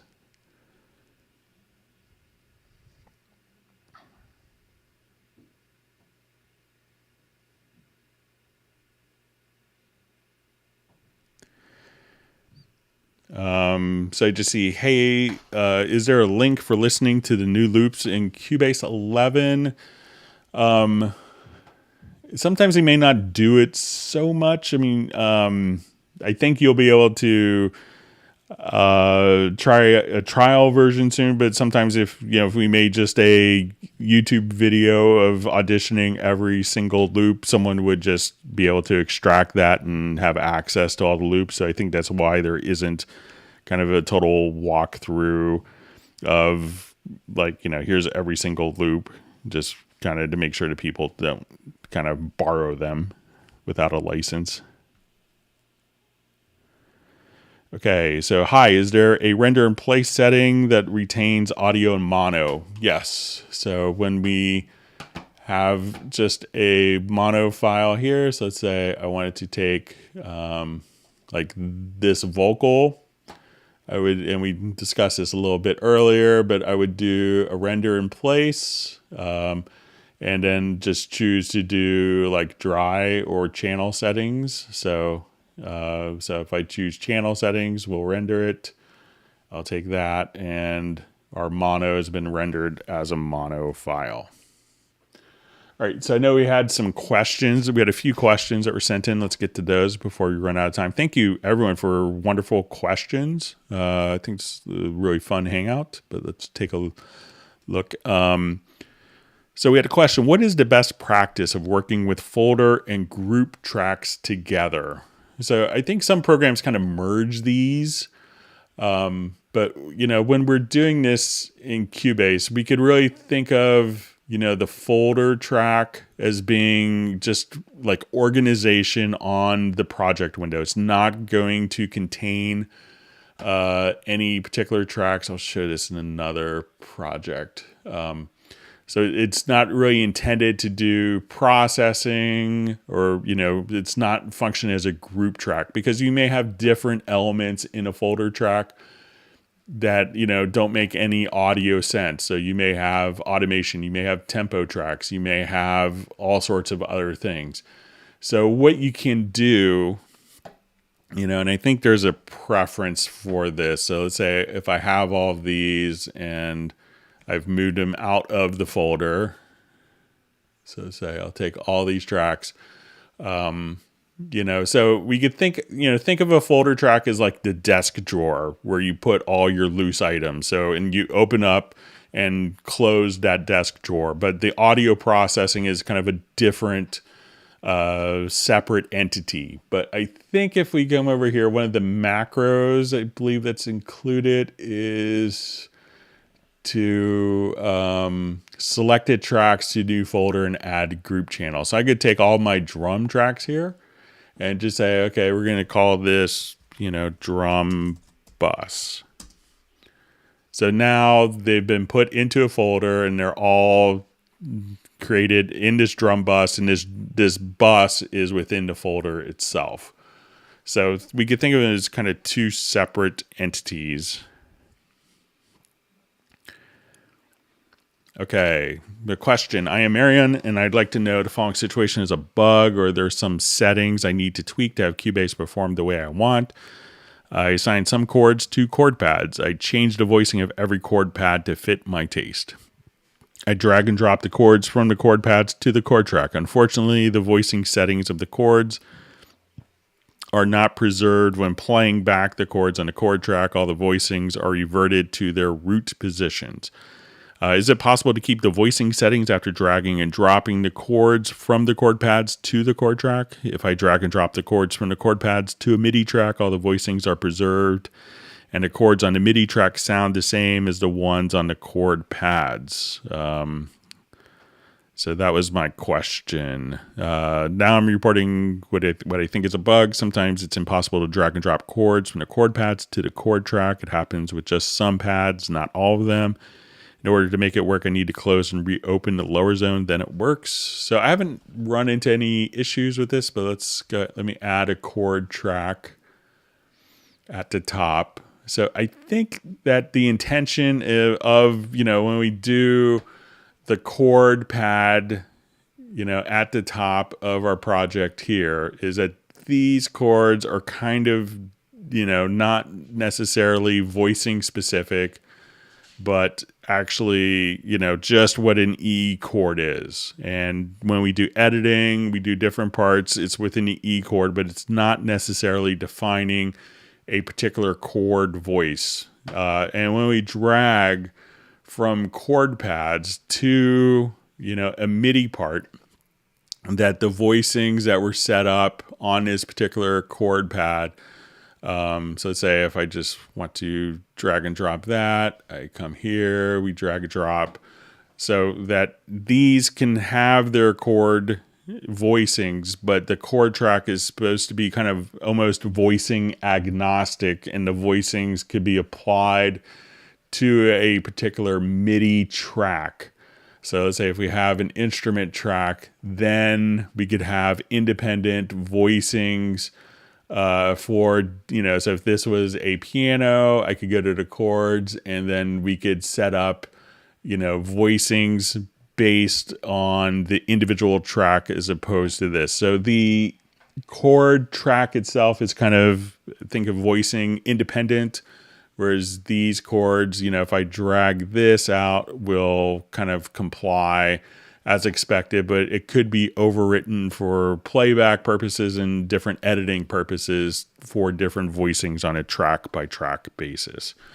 But if you have a particular project that, where the chord tracks, the chord pads aren't dragging out, feel free to email me the project at Steinberg, clubcubase@steinberg.de.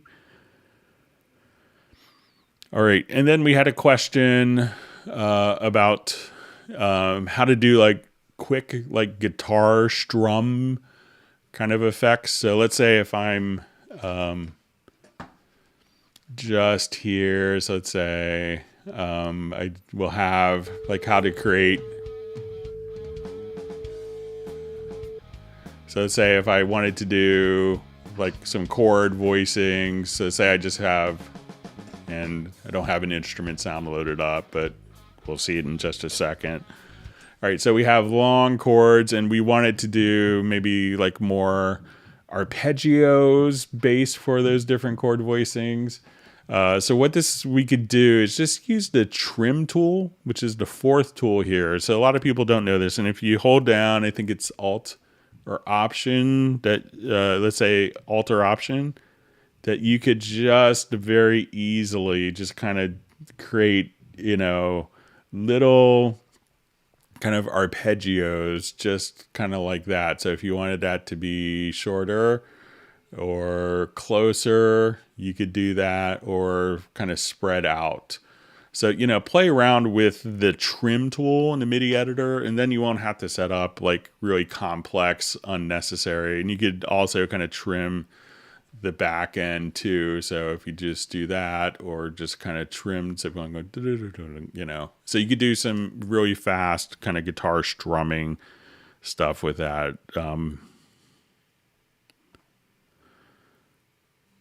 Okay.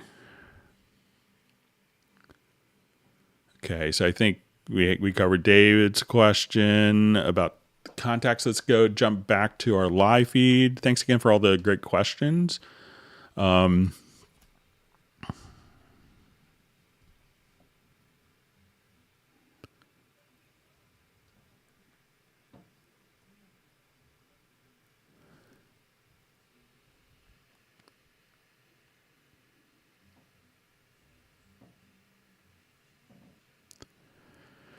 Okay, is there a way to transcribe a MIDI sequence into sheet music or the score editor? Or is there a program you could recommend for that? So we make Dorico, which is, if you wanted to do like really high end, or, it's a dedicated notation package. But you could do quite a bit, with Cubase as well. So let's just jump to this project, and let's say I wanted to go to, Cubase has a dedicated score editor. So you could definitely do a tremendous amount of scoring, solely inside of Cubase. So just activate this project. So let's say I just wanted to come here to these particular parts, and I'll just hit Control or Command R. And then you could see kind of all your scoring directly in here. You could enter your notation in, transcribe. So I could look at the same data in kind of the MIDI domain. So let's say I wanted to look at that in, a MIDI editor. So I could do that, or we could look at it in a dedicated drum editor or a score editor. So just different ways of showing the same data.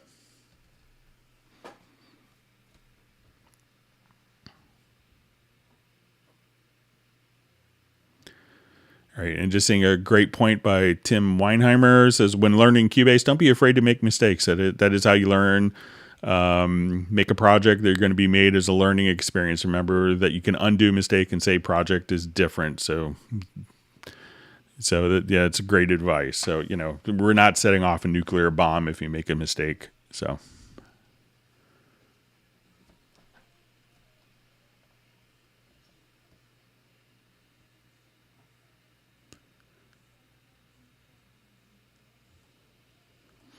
Okay.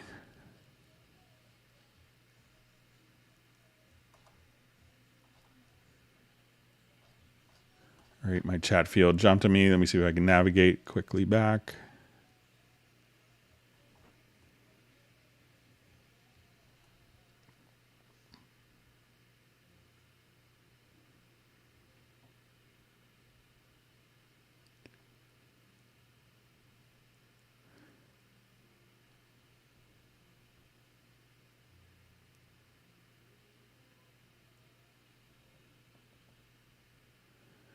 Okay.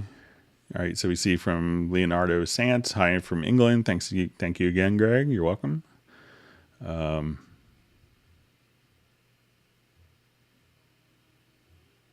see. Someone saying Magic Music started with Magic Music Creator with a Sound Blaster. My first DAW a long time ago.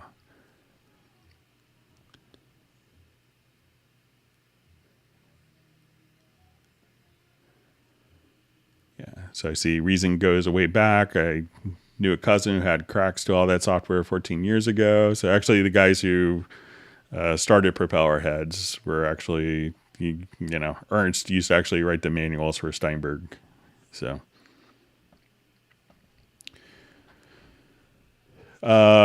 just see, can you please share anything about new controllers designed by Yamaha Steinberg? So, there's nothing new or different to really share, unfortunately. So we keep trying to get them to design something. So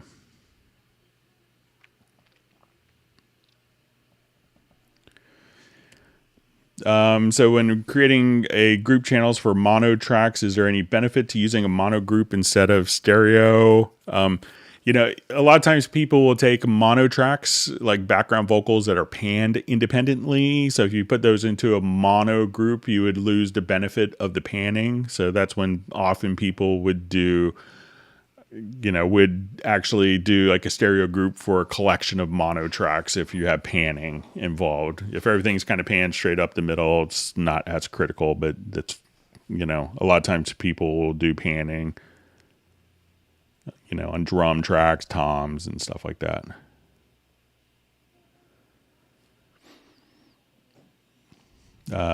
So just see a comment compared to FL. This program seems convoluted and too difficult to use intuitively. So we have lots of blind people running Cubase without any problem. So, but anything that's different than what you're used to, it looks different and could be unsettling when you look at it. So, but I think, you'll see that it doesn't kind of predispose you to a particular workflow as well.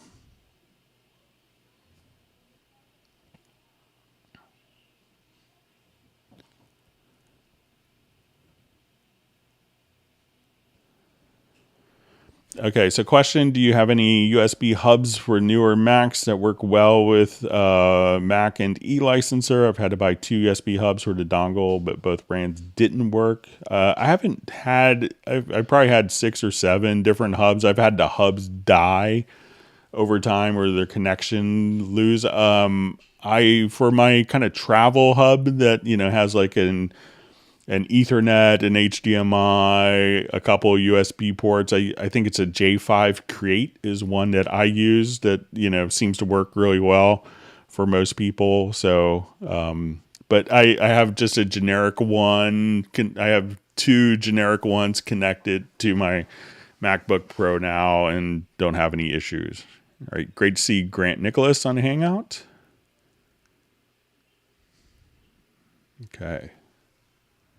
Okay, well, we're just about out of time, so I'm going to go ahead and wrap up. I want to thank everyone for a great hangout, and we will see everyone Friday. Please submit questions in advance to clubcubase@steinberg.de, and we'll see you Friday at 1 p.m. U.S. Eastern. Everyone have a great night, and take care. Goodbye.